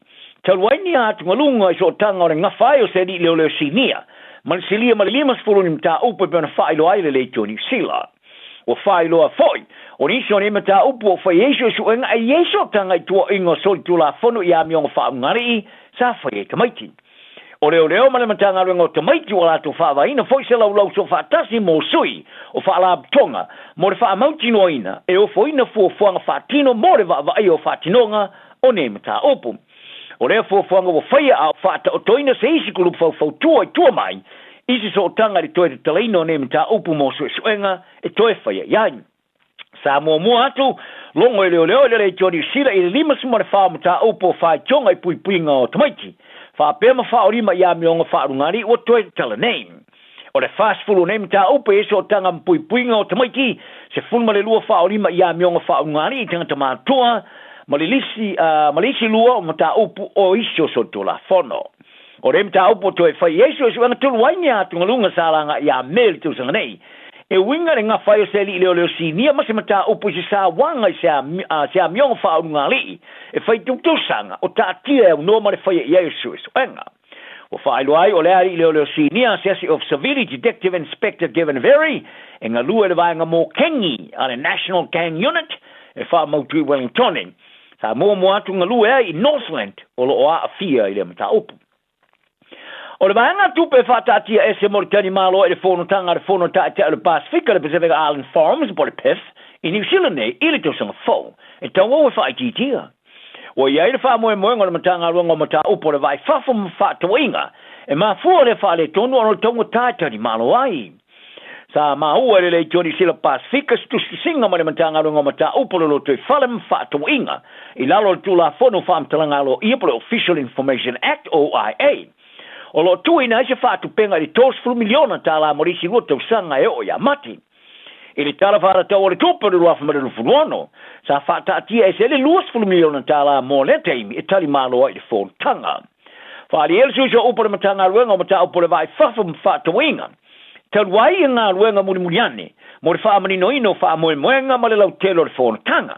Ma le no ma wino wha sengano tupe whaalu, o iei neile rato wha moe moe i le tala whāra tau o le tupe, e kawaina le whātupenga. Ina o patino na sininga pe whāpewhera se 4 miliona tāla o na no mawina, a e dem whano fwina stali iai. I se tāra sanga sa wha mawina ai, ere matanga runga mata upore vai whafa ma whātawa inga e whāpea. Sa whātonuina i nātua le pārimi e tali malo e le whonatanga, i se winga e whāpupula i nai anga waa e Pasifika, ma wha amaro si a tili ai le itulangi. O to son fou, o se taimo mua leo la tali malo ai New Zealand whontanga ta le Pasifika di tonwa sumo to sanga. Whontanga le to son neo la tali malo i palau, ma i las tos furu o kusa o i las o whao se tema. O le ovisa City Forward Company e whātou wai la au mo le ora malo loina ale New Zealand muscle. Wa aangani mo se toa file mo, a o whao ofevesia inga ilunga o Wallaf so ta inga lau tele winga i lea company. Sa fola i le vai stolwai David Lekele, o i o la tau o vea ma whailo na sea i le company e peo na whengai ma tua inga, o ni whātinonga i le tāla whengai sa whaia i tangata whaingaruinga mō moa. O ni se o loa u toe tā pāina ne toe whafo iatu, e peo na au fiani tau mafu whao popo e reo whairoina po undeclared dairy, i le komisio o business, Mole matanga luengo company au tupo le Commerce Commission and Ministry for Primary Industries wa faiane ia la sus. Enga. O le tele, o se fai business i ma se tase e ian tau tualangolango mo tanga te mo mief so sani of te iai. Mani fai tionga ilona tau o vea o le tiutio i le company. Sa ia whaadi ai lungo na nei tūlau so ta inga lau tele Ale Brown Butterbean Facebook. Leo foi nai fa amaro si au mo tanga te ngā lue mo fa leo la tu wola maloloina e peona ia moi nai i meli ino whailunga lanu. Sa e whaari ai o le ino ma wha amata ua whaia ia te ia malona ainga o whaila wasina mae. Ilona tua tusi wa tuina ne ilunga o wala so te inga lau tele e tangata. Whaari le tele, o maa na o i tangata ini taili, mai malama iai, ai e nate mana o mea se te me sa ilia ai me tonu o tupu mai le kampari, ai wa whainga tā ne ono le tele o le pisa, ai le teimi neu wa popole ilona ainga. Ia taro tālonga sa tari whai tau re whai aonga Benji Marshall i taro whai awe i wha tupo si o miei Jerome Lai. Ina wa mai ona whai ar whai unga suira kala po le West Tigers. I le soa ka apteni e tō muni ma saini nan whai ngainga. Ma le kala po le Parramatta Eels mo le tau sang forward wa whai mara for fitu. O le tau sang alona lua le nei o le sui o le tō Samoa. I le limo tau sanga o le whai ngainga ma le Tigers. Ai ora amatanga o te usanga nei sai saini ai lana whea ngainga marakalapu fōua Papua New Guinea, le PNG Chiefs, mo le uruai awa iai le taamarasanga o le ruafe marero forvalu. Sai erfa moe no foi perwa i le Tigers le te usanga fōa petai. Wa whai erfa unga le kalapu e wha amatu mo le ruafe marero forfitu, ma ua awa i atu ne i le Eels, i se whea ngainga o iloai o le stop cap deal. E peona wha maoni e le kalapu le vasa nei. Whaari ai le pule awa o le Eels, Mark O'Neill, o luai o se tasi o tama e tele le tomaito e manuia na ta alu o i nei, ma ua whawhia i nei le whawhilo i o ia. Whaari ai o O'Neill, e tau tala wha maumongo ngā ruai mana ta alu, whawhao na manualo le Champino le NRL, whawau le leo le ta alu toi loa pūlea la nami o le lei, ni wingo le awinate Jerome, ilana por kalame i hasta tasi. E se mai ai o te tonu whare kalapu, o le a tele se au ngā o luai, o le a iai tamata alu tala vau o wha solo mai ina lato por kalame. O le whai unga e wha matulu ai, sa mafuai ni wharengo Vasili winga, i le la maftanga ma le whai a onga e a masol, ai pesa i se se inga lo la va. Sa musu e masol tali Vasili lau whai ni poti le isi tua le vasta semane, ina ma e whai ino lana au i le Warriors in New Zealand whai unga le vaso. Ai filo inga mana au stala vasonei sa fa matala nai ia pongai o ma foi le fa unga fa matu ia wai ma o pala nai se Vasili i se fa fiti au le tulai mai i lo la va wai sa lo mina era soka i se pania ia le au forani lo nga tono Texas ya America ma sa twai i le talonga su nga Champino le po lo langi le soka le tosanei talo mai ona mano Champino lo afe se fulu i le lua i le aisa mano ai tai ona nafi i le last semi-final. Mai lava le amatanga o le talonga sa matua i longa ona ta ai mau le taalo se pania fa pe se ngata le tino froni i so se tu ai ngo so fainga sa fatino e le to vivini.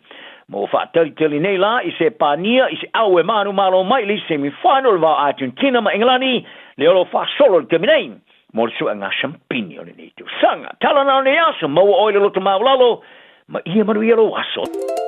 Faiste fuanga i ta pena i lo ainga mo lo longa. Tala noa i lo ainga i le mea i fai pe asi i tia le vai au ta folo fali. Tu au meta au e se no fuanga saunga le mu, ma fa au ngā se a fianga o lo longa o tuanai. E fai ma le sona o le ona toe tu lai mai o ia fianga i lo ainga. Tanga i ane i le Auckland Flood Viewer a le Auckland Council i lunga o upenga te whailangi. O lo saunga le mu i taime o lo longa mamafa. O lo o iou lava lima. Ua na o le Radio Samoa se furulima iwa toru a mo e tautuaina o e ilangu ngana fitu aso le vai aso. Oso. Son, fe o kausinga iau makari i la manga iau lau ka vali fou. La boi a museo uso. Bye. O le Enterprise Motor Group man ka. Wa o uso iaid kai awangi. Lei yang whakamoe lau whainga duenga. Ai o aku rea fiafi wa show lau ka mailunga lau wala. Ma o maa koenga ka vale. Piki apu SUV, van. So se koenga ka vale ha. O feet faltava. O le lima ongo fiku Great South Road man kau. Pe vile le over se lau lima o dua konfa. Enterprise Motor Group man kau. Sa ili, fili, ma ave loa lau ta vale. Mo tupe wha moni Samoa, mana tua loa le Pacific Easy. O loo wha wau pia le tātou papitoa nao le lima tala, te tongi pia whaunga ina le Pacific Easy app, e wha tino ai au tupe wha moni, mai lau telefoni whebe ai. O loo awanofo le tātou direct transfer, ti posi mai ai au tupe le tātou account, ma wha mani eina fasili lupa le telefoni, ma wha tino la fo ina lau tupe, ai nga whapitoa. Mo le tongi ina o pidio le bai, mo li te ngā tupe so se whare tupe Samoa, pe te tongi nino no ngā tupe le numpi wha, Samoa Housing Corporation, UTOS, Samoa Land, ma so se au nanga Samoa, o lo ma whaina whatino uma i tātou au nanga ole isi pay. Mo le silafia, o whasoponia so se vahenga ni usila i o tātou lala, o lo awano fo i o tātou ofisa i o taro mamangele, pe whaongale Pacific Easy Mobile app, bo le direct transfer, whasawa i lu taimi, ai sili ato na whasawa i nau tupe wa taunga tale penisini. Mo nisi whamtalanga wala au le telefoni o Barcelau, o Tasiono ono, po numero masani au kilani o le lua fitu ono fitu iwa fitu wha, ma le lua fitu ono fitu iwa maru wha, Pacific Easy o lau paanga mo tupe wha mo boli Samoa. Ta lofa Samoa. O le whapito o le Best Bargains New Zealand Winter Mega Sale ua a mata i le taimi nei. O fi whātau sau telefoni fo. O lo maua le iPhone mo le Samsung mata mai. A mata mai le na o le lua lima tā laid vai aso. Ai ala se se tino fo lazy boy. I le na o le lua whātā laid vai aso. Mā wae. Wa siria ma le lua lima tau sanga le tau tua a le Best Bargains. Te tala fitu aso. Wili mai loa i le o valu selau lua iwa tolu iwa. O valu selau lua iwa tolu iwa. Pe te mai ana i le Facebook page a le Best Bargains. E iai inga whapito. O le Samoa Realty, ua whaatutua ina i Samoa ma Amerika Samoa. Ua lata i le whaasifulu tau sangala na au nanga. Latau te whaatawina whanua ma whale, whai alisi o whale ma pisinisi. E o i le iloiloina o tau o whanua. O le Samoa Realty, ua lava le tumai e fisosoani atuai mo oe. A e fia tali tonu, whafso ta il telefoni. O ono walu lima, lua wha walu wha lua. O ono walu lima, lua wha walu wha lua. Petanga iane i le samoarealty.ws. Samoa Realty, our island, your home. Aloha, we're the Katinas, and you're listening to Radio Samoa on 1593 AM.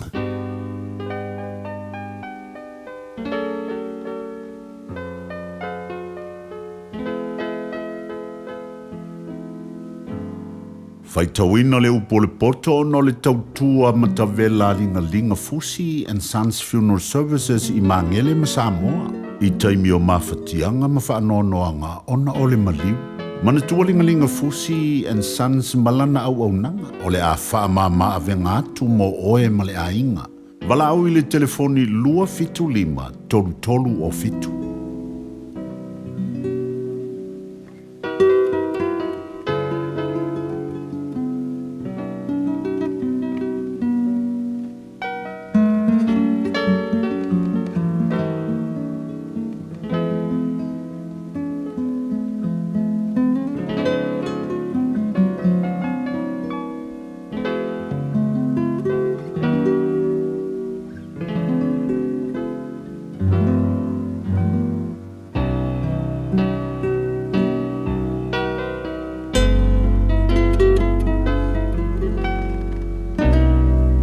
Whataoto, lona mata upo se fulu mare ono, e whaita wina ile upo poto, ore nei whaitai awho.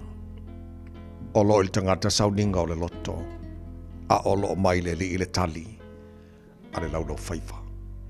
O ala umal tangata, e le le ia I lona lava manatu, a o le li na te fuatia loto. Ia etu inatu I le li o aungaruenga, ona wha mawina I lea o maa natunga. Ua whaia mea umaileli e ua I lona lava whina ngalo. O lea ua mi o le anga fo'i mo le asomale. E no sia leli ato umae ua loto wha maulunga. E tanga o lea lima I lea lima. Ai le whasauina I lantou. O tongi o laina le amio le tonu I le alofa malfa maoni. O le matau fo'i leli ua alo e se tangata I le leanga. A fia leli I ala o le tangata. O na whatupuina le eia o le leinga maia. O eita ia te ia. O sili ona leo se mei titi au iei le amio tonu. I me tele pe ale o iei le tonu. E fili le loto o le tangata lo nala. Au le li na te whatonu ina le mea. e ui ai oia. Ua se upu o le i te poto le upu wailo ngutu o le tupu. E le tau tala whapio pi o lon fafonga le whamasinonga. O le fuama le fua whatau tau o tonu o ale li ia. O lana lavanga ruenga o maa uma e fua ai o le tanga. O le mea ino i ai tupu e whaia mio le anga a wai whatu mawina le no fua li i le mea tonu. O le mea fia ai tupu o lau ngutu e tau tala i upu tonu. Ma leo o tau tala i upu sao e alo whangia lea i lantong. O le toa sao le tupu o le sa vali o le oti lea. A o te ngata poto na te whaalau li lei i ai. O lo iai le ola i le malamalama o fofonga o le tupu o lo na alofa mai e tusale ma le ao o le uanga muli muli. Ia maua le poto e sili ona leilea i le auro. Ia maua fo i le ata mai. Ia sili ona mana ambia lea i le ario.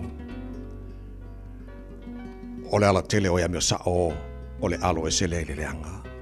O le na te leo leo i lona ala na te whaasau i na i lona ola. E mua mua le wha maua lunga e le malaia. E mua mua fo le loto whaasia sia le pau.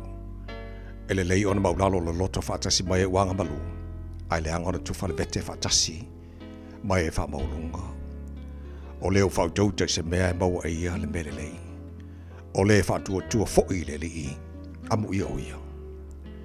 O leo o poto le loto. E ta ua ia o le mawhauwhau. O le sua malia fo o le ngutu e tupu ai pea lona loto. O le puna o le ola le poto i le ua iai. A o le awa atu e vale lea. O le valea la valea. O le loto le ua poto e poto ai lona ngutu. E wha popo ina i fo i le poto i ona la ngutu. O upu matango fio le meli wa se sina i fo ia. E sua malia i le loto. Ma le me malo lo a iwi. O iai le ala ua tonu i le manato le tangata o lona taunu unga. O ala ia e oti ai. O le tangata ngalue. Wa ngalue o ia mo ia lava. A wawa whaatawa na wina o ia e lona ngutu. O le tangata ula vale. Na te matuasa o nia le leanga o lo iona lo ngutu upu e pese i o le afi mumu. O le tangata whaapio pio e whaatupuine a ia le misa. Ma le whaatua apua. Na te whaate e seina wo. O te ngata whaasawa, na te whaole ole i le late tua oi, na te teita ina foi oia i ala e le lei. Olo o moe ona mata e maa na tunatua i mea whapio pio. Olo o memua na laungutu e whaataunu wai le leanga. Ol pale mata ngo fie lulu sina, pe awa iai le ala o le mea tonu. E sili ona lei o leo ngese le ita, i le ua malosi. E sili fo i le ua pule i lona loto, e le na te e ale a ai. E whai ele vili i le whatawhata o le ofu, ai mai le li i, lona whatonunga, umalava.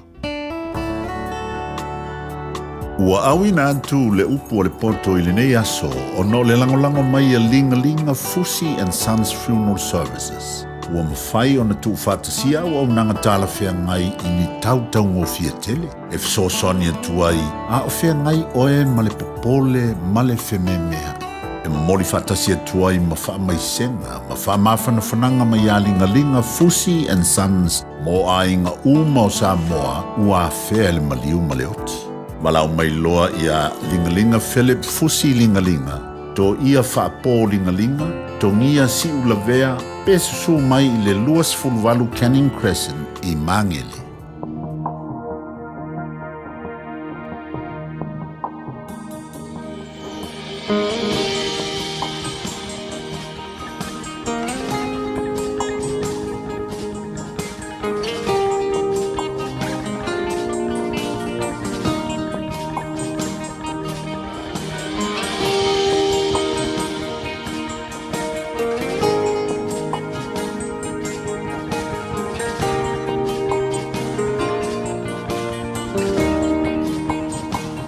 O te vi ia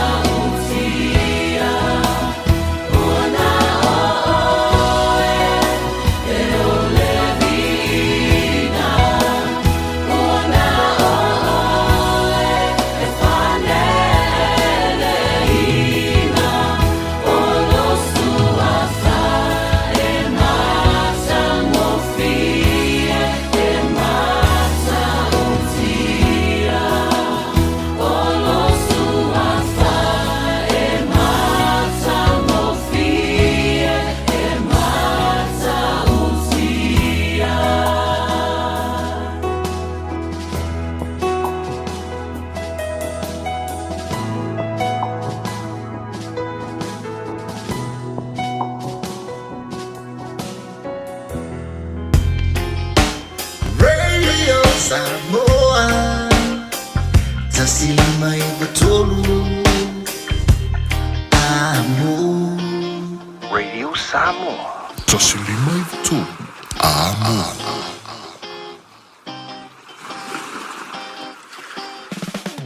Wala tamaile tu wanga alfana ya yulai au maita mata ile ofofongia o tapinanga ale Auckland Zoo mola toi fo imai le Dinosaur Nights and Lights o se boy tumu i fianga mata I dinosaurs ese mai asola le tete lea la tu tino tau mawhai mea ai matango fie sava vali I le Dinosaur Discovery Trek o se po mo le ainga atoa tatala mai las forai le tolo yulai angai le aso sfulu vali mai afo le lima le afi anga ile afo le valu li po tanga iane ile aucklandzoo.co.nz Uale ossa I fala bella uale lo ale mea fai ole friendly loans le aua unaga e fai mea ma fai Le tamaitai o Agnes Dowers mua o le atau tua mo oi. O valu se lau fitu I vaiva o le tali o lo faa moe moe. Le Friendly Loans mo no ngā tupe, tuatusi, lua fitu di, Waiparera Avenue, Henderson. E whaingo whielo langa, pe a le leilau wha aperitania. O tatala ina neia wanoa e teles talai I le Dynaspeak, mo a onga wha aperitania. A onga fua e o nofo mau I New Zealand, pe si tiseni New Zealand foi. O le a amatalia wasenga I le aso lua fitu o Iulai. A whai e te au mau I Hamilton, Palmerston North, Lower Hutt, whaapea Wellington. E tala whea ngai le Dynaspeak, e wsosoani mo oi. Wili mai loa le oiva, lua lima ono fitu whaatasi, lua lima ono fitu whaatasi. Betana I ane I le upenga te whailangi. Info dynaspeak@twa.ac.nz. Tau boy Radio Samoa. Sapora sengelani talo fae o momo o ngale nganga ia malo o le kukusamba kam fai nga kamar ngai ka malo skele Argentina ia onsa ia ko ki mai la au le fa ka sanga no manna e vai ba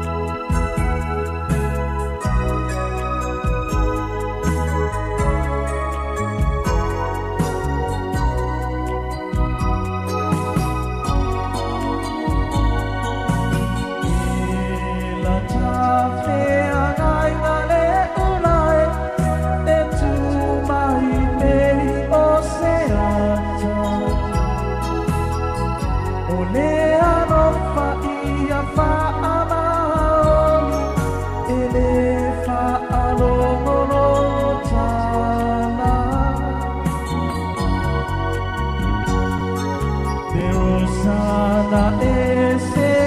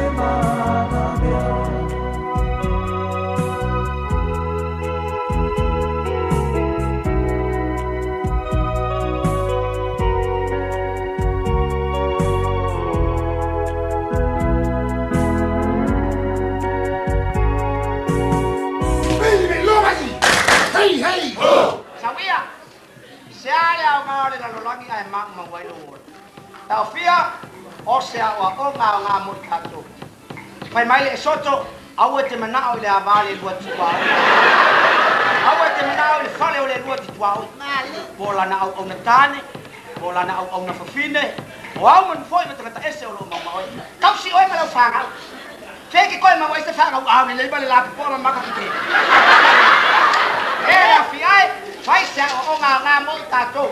Ai mai se lava mafutanga. Ele umia ke u kau mai bole se males. Ai sia. Ole le lava le mafutanga le tuna. Ia manuia fa sau mo le ia. Ole nei. Fini lo lazzo. Wow leilo. Go tara. Go even nei.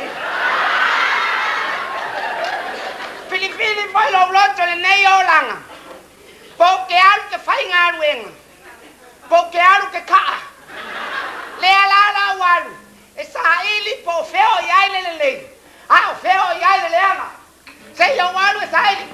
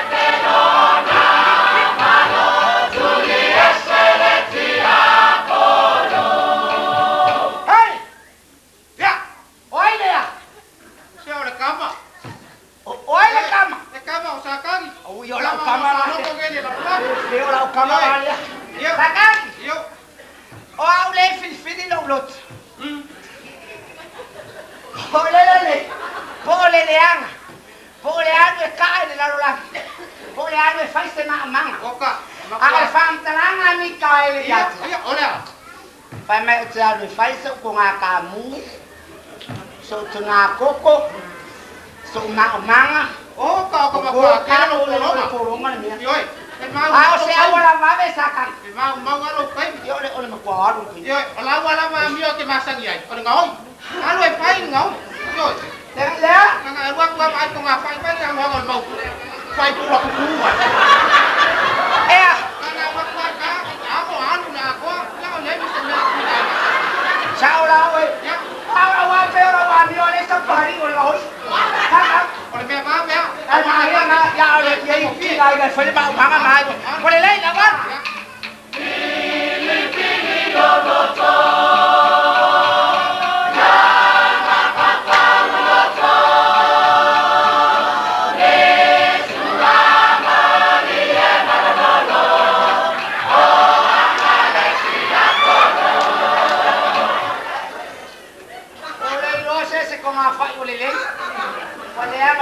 Pepe fai, ina marua. Kosol. Muri kai ma ngel au fai. Oh, ka pese au fai mesu fama. Ai ese kuma ka fai. Ole fai ya ne ke na pare fai ase ai na ka. Ya ai na so bi fai.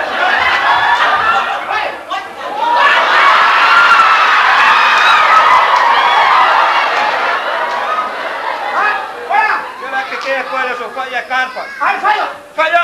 Yang ang so aku sama faya na begitu. Awal faya sama faya kap. Ada kuala ada so faya. Ai faya. La faya. Faya na kau. Ada mo faya faya na. Ada kaya. Faya. Ai.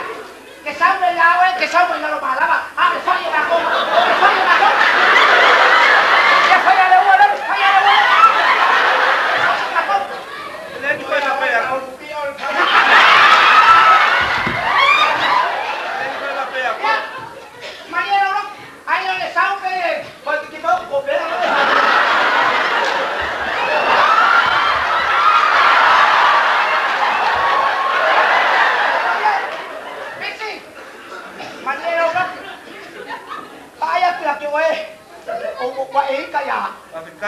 Ai Manielo lo. Se wo lo ngile le hango sisi ngolo la. Ya. Mo ila ma. Ya, mo ila mi kai.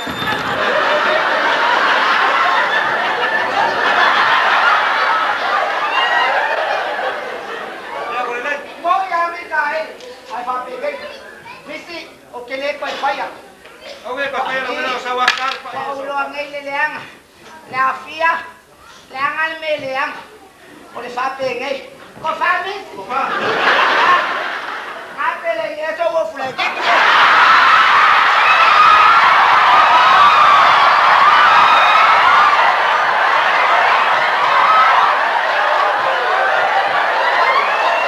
Oi, meu, vai.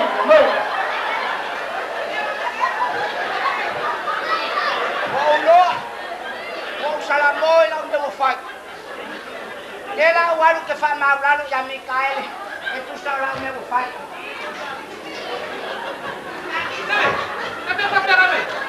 Kaele. Mana? Kuang ngawang. Mo ya oi. Angau le osoi lalang sa peno. Ai mai oi mitai. O que le ko faya. Mo inamo le un puertus. Tawon filipilita to roto me le ko faya. Ai le stimele uma fatia ai lo lotto. Mana? O mga efeito ko lua. Ai se fai mai por le hace agua la fai. O que ane fai. Le fa wa ko sam. No le uskai. Ya fa lo la ko pa wa me ro so so ni ai. Ia. Alme ba ai ko inga me se lo mo ko iso la. Le alo. Yoi. En abre kwa fai.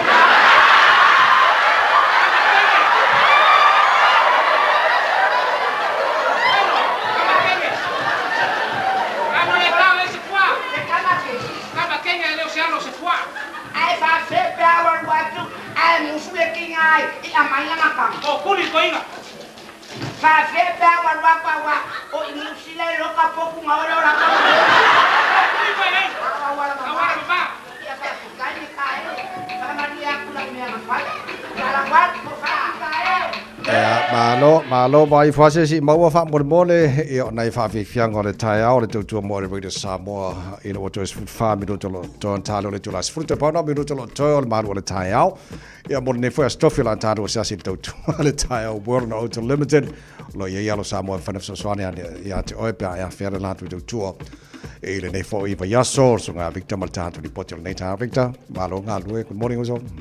Ya, se fue mo elang in malo tunga tawai me ta fobia malo le mutai malo tawa sa malo ta poinga mo ta malawa o se lawe ma ta me ye ngara sa I malo la ngore rupia tu to malo fa tai ya le Maltari potio nei stofi fa mo uso ai tawai mo no ya masa sina masa potini awone ngalo te sa mo o da so su lo sene de sea ya tu do sa I mato a compesini I wa tasti guata la fitu al mako fisole lua sala su topsene ya ponga no Apple Castex ya por point entonces se fala lo mai pa ultra sai se no la paso compesini mata to sei ya se te ya un lo que ta vale to swafa mano numero tu kuso masamia para lo te toman malo ya se te ya un ataque a de sa mo hasta po lea porque si la PT pense que lo sería sala y de tenis ya ngata problema to aparician so le a partir de pero ta vale le faltou mo vi todo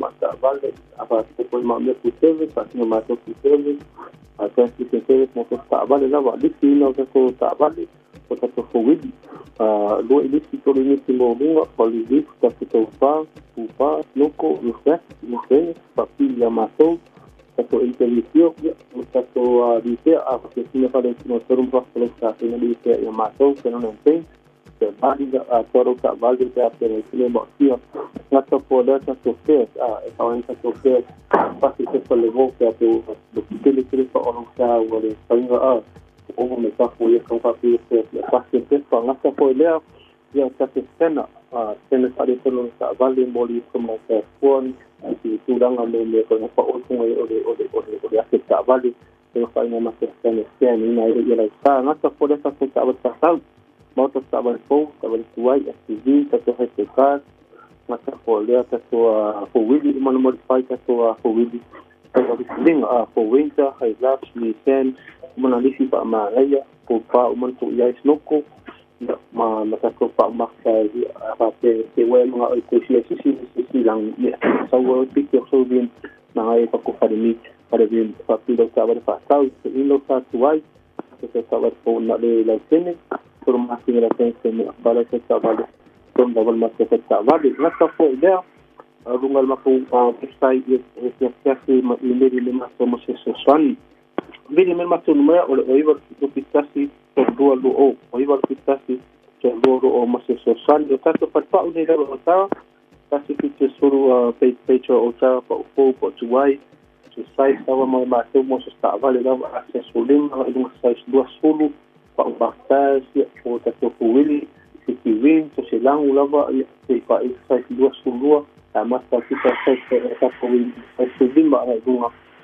mo se stava le dava fa te mo no a mai se sti pa pitau na le due città la se lungo ma se ne se son si può fare vale lima tu ya alignment la te problema to pa ma ta no te po wili so casi na uma kursi Yokohama asili ko isang dunga se pero kisilinga vidi me makta numara ko iba kitasi solo ya se formato a falpau casi que solo peito ta pa saita vai mo no te mo ye sai vato ni ta samo ko mai mali fa sai la ba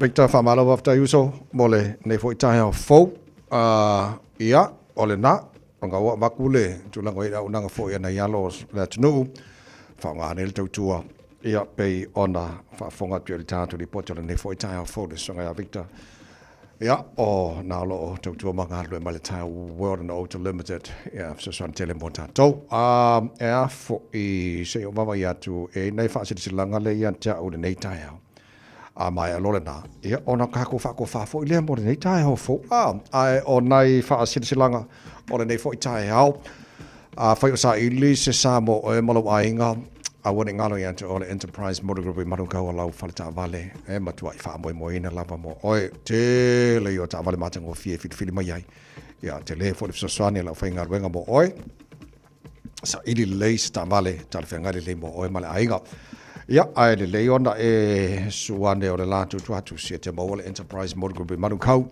le masala water for 50 Great South Road I Manukau ia pe asesiane lunga penga te failangi enterprisecars.co.nz ia pe valau telefoni le se tongi over se lau lima o lua tur fa lima over se lau lima o lua tur fa ia enterprise motor group Manukau sa ili fili ma aveloa la ta valle o le afo I a whaia tele isi le fia o pulenga nuu whapita nuu au ki lani a la whaina fsosani e afo I whatu la il te leo fufuanga fo inei so se pito nuu alo ala laile atu nuu a peila o wha ata singa I te fia lava iai o malai ta alo e le mamauma oi o paka fo I le tele na o tātou e ewa matafa whawai a vile a inga mai teimu le mawhanawhana ia ai le ngalo ia faltusi mato fo tasi le vaenga town sosani fo ia le Auckland Council faltusi fo nei fai por kalame be Regal and Rhyme ia pole no fanga fo ile tele fai ia tatu fasenga fo nei le fa Malstino Zumba ia le tele fifi tato ni sila na vaenga fo ile lo fa anga yoina e le pulenga no fa apitanu e so se vaenga lo o tu la mato no fai e tai totu sanga ma fatu langa la tu fufuanga fo lea mo nisinga luenga o le aso ai o le taua la vaenga leo fufuanga pulenga no fapitunu so swani I le fatu nga ina o le faunga ina o tupe I me pitusili ona tau ia mo tatu tangata lau tele so te milale nei e mwhaina whailo I so fina ngalo I se me tau o le pitunu o lo e alalai pea e asesiane la I le akhaveyousay.nz/local boards plans whailo iai ai le o le solusu tolo le masina nei o you like local voices local choices Mantuolo whangasolo pea tātou pa uwhapitoa mo tātou tusine I lua songa ma le vau fili o le sa tele ana whaatau I nā vai teimi le fitus futala. Ai vai o leo whanga solo tātou pa o whaapitoa le teimi nei, limas futala le tusi. So ngā limas fulu, mau filifili limas fulu, awane e misiel teimi neo la whanga solo le pa o whaapitoa le wai le ropala le umi a. Ai, e aona e silfia na o le official Radio Samoa, e mwhaiona e suani ia I ona e mawale o le tātou pa o whaapitoa le nā. E te mawale official Radio Samoa numero tolu, pa tolu sfulono Hobol Avenue Manukau. Ia pe valawane le telefoni lua no lua tasi lima I watolu. Lua no lua tasi lima I watolu. Ia pe tanga iane lunga shopradiosamo.co.nz. E whanawha ia la oka a, so o vaenga omanai leile silifia le atunu. Tulango ia ia tātou tusili na awane ngalo ia te oi. Awane e whatuai. Ia wā ke ua koe adu, lunga kawar kusi ia koe ki ngai ka whono ka kūr kaun ka hau tulangolo. Ia ai leil whaangaifu. O nei taimi manu na ia foi. Ka il tātou pa ufa ptolo whanga solo. Ia mo nei taimi a. Numero tolu pa tolu sfuloro Hobol Avenue Manukau. Ia pol tātou telefoni luono lua tasi lima I tolu. Wala wan ie pia ini sa vaenga fia malam lama ati dei tātou. Awane ngalo le tunu ule aso sa asau nei. Aso sfuriva na you lai. O mai le afo sfuru lua le tolu le fiafi. Leo le afa il tātou tamaftanga free. O le community free lunch. Bo tātou malava e le ngata lau tamaftanga le vo titilo atu. Ia le mwhaina mo e tātou food parcels o maanga o mane le se tongi. Lo winga le free mo community, fresh produce and veggies, pre-loved clothing, shoes and toys. Ia maisi vaenga umalava tele mwhaina whao ngai tono mkuka. Ia maisi fwoi vaenga. Mau umalava e le asa asau nei. So usu umatātou le lotu, tu ualo le lotu. Ia ngā whaasao le o le Paka Riversdale Reserve, Avondale. Mai le afras fulu lua le audi. Leo la matena serve tātou lunch free mo tātou umalava. Ia na whiriwhiri fwoi le telo tātou maenga naulo mau umalava. So sani le vai teimi o le taunga tālo sui whanga wei tātou. So awane ngalo i ante oe leo sa nei. Mai la afras fulu lua le tolu le audi. Riversdale Reserve, Avondale. Ia na kusape le mo la tau le tau la tānei. Oe ai mamawa fo ia e vaku kail maku pikungu o manga I kere nga. Ile sa asau nei. Ia o ngaro ia oe le na fwoi whamudianga mo tātou. Ia ala te tala hala wanoa, kusape ke le alala ia mundaio ai fia siasia kua ai. Alu e male a kua kako. Ia, so o nei whaasilisilanga na mo tātou I le nei tae au, in case te le sir fia le ungal ta alonga len whainere semi-final. O le ipo laulangi.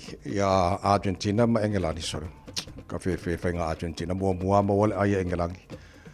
Ai ko kikia umar kaimia so lua Argentina.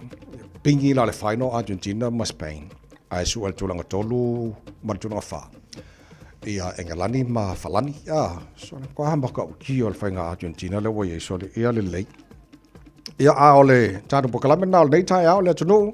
Whapte tele lava I lau talo malau tāpo. Inga, ia a maila ilo a waturo lima. Ta ua whātua whāmone nei fo I tai au. Fau manu ia tele lava nei aso, look after yourself and stay safe and stay warm. Whamone tele lava le tua. Awane ngaro I ante olo tai tūloina tātou wholaunga, lo sui fōmana mātou wala I au lafa o tātou matai. Nei vai taimara sui whanga ma tātou sabalinga o wai nei manu ia le nei aso. Tau wha, safe warm. In God can move the mighty mountains. Faith in God can calm the stormy seas. Faith can make the desert like a fountain. Faith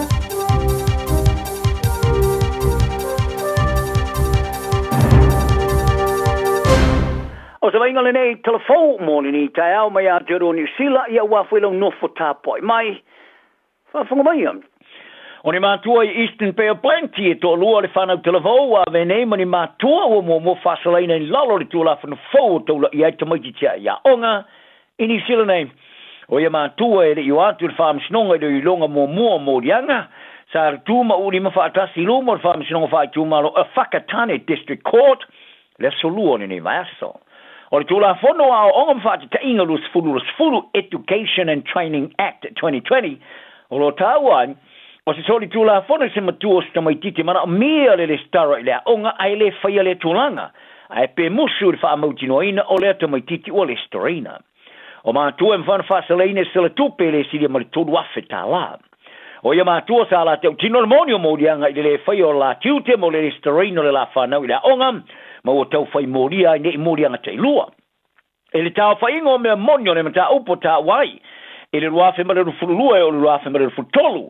Sa awina toa e mata ngā rua ngawa onga i tusi la patai nei matua ono le faa wawono tia ia onga le la whanau. Malongo ia i manamia le ave a wai le onga.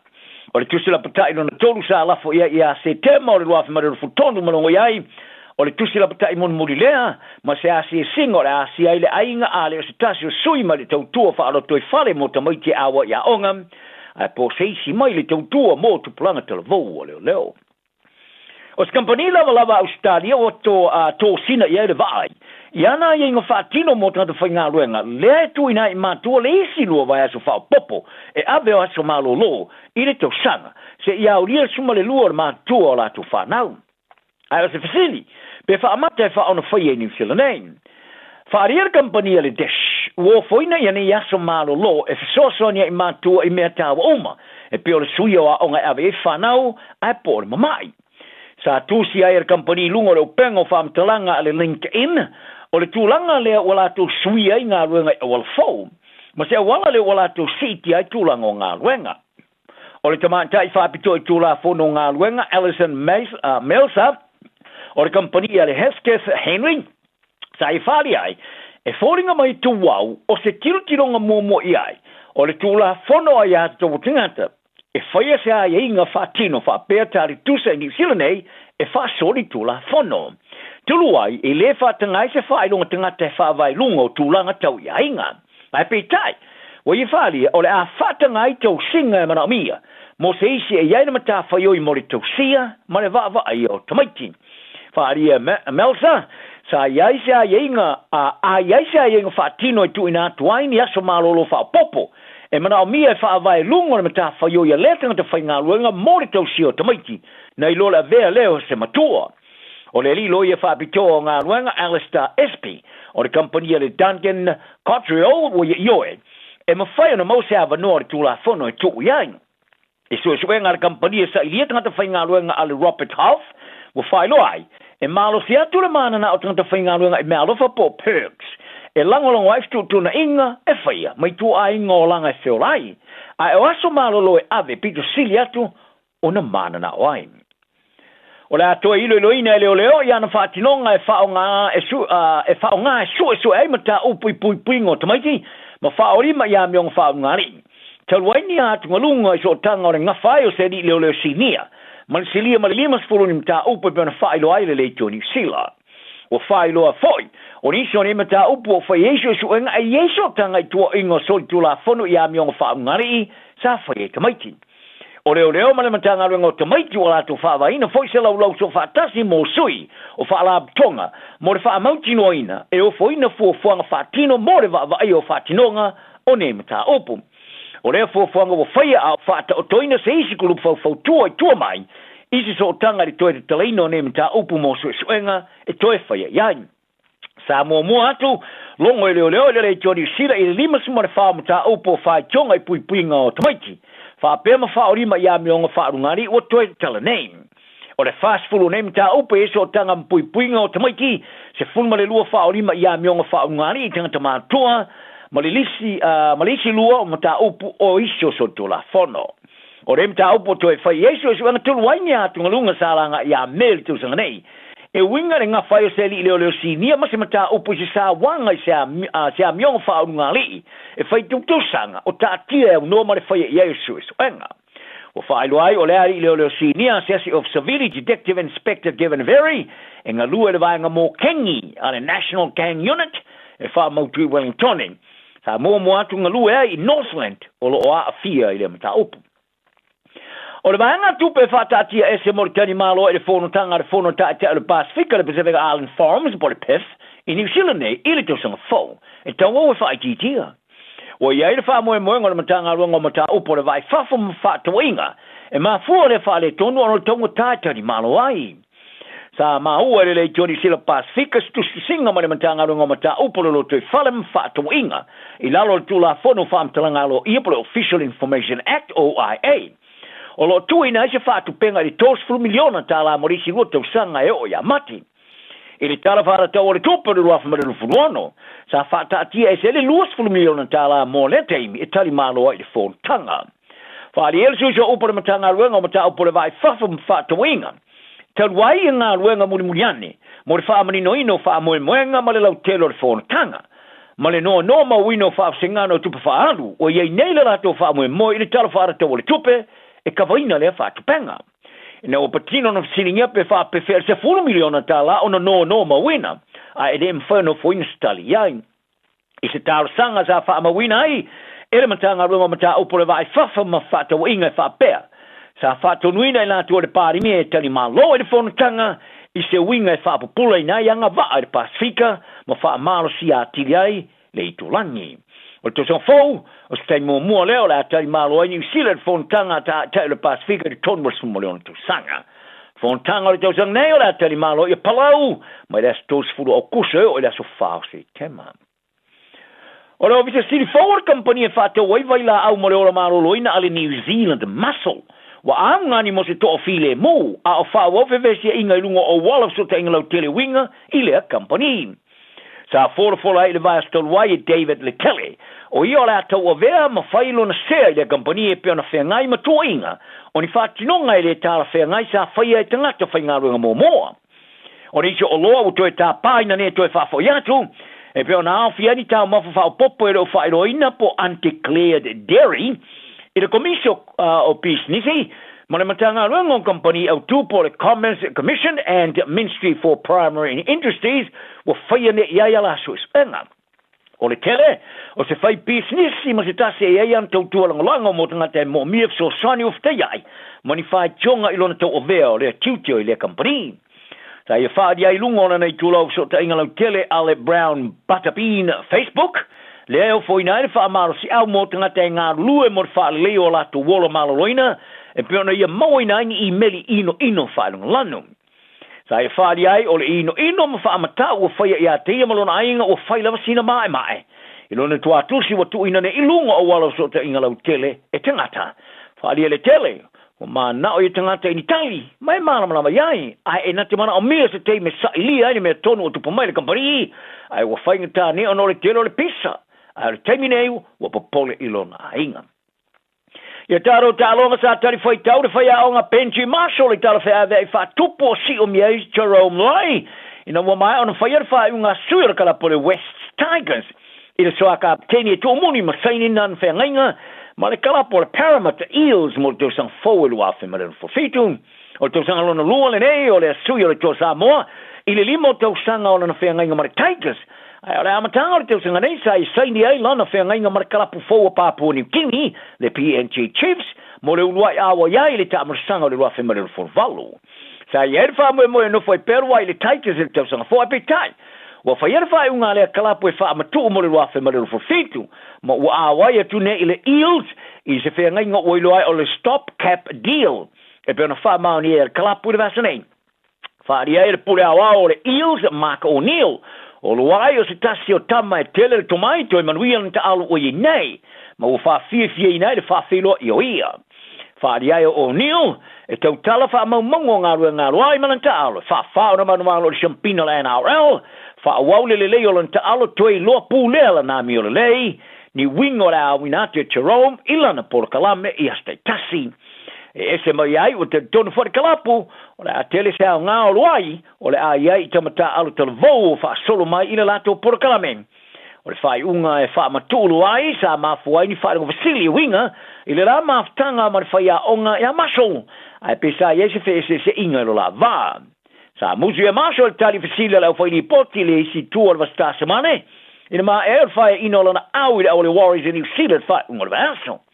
Ai le whilo inga mana au tūstala vaso nei, sa wha matala i nai, i al pongai ua mafuai le whai unga e wha matu i al wai, ma o lo pala i nai se Vasili i se wha whiti au le tūlai mai, i lo la vā matuai.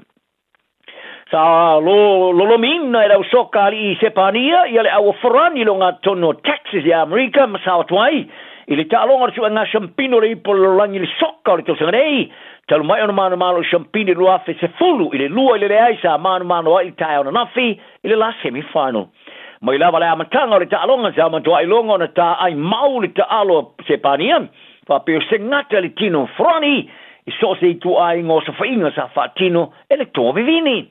Mo whaatari nei la i se pania i se au e manu malo mai li semi-final va Argentina ma Englani le olo wha solo le terminei. Mo le sua ngā Champini o le nei tu sanga. Tala nao ne aso mau oile loto maulalo ma ia manu i alo aso. When you shake up, I'll bring you some more.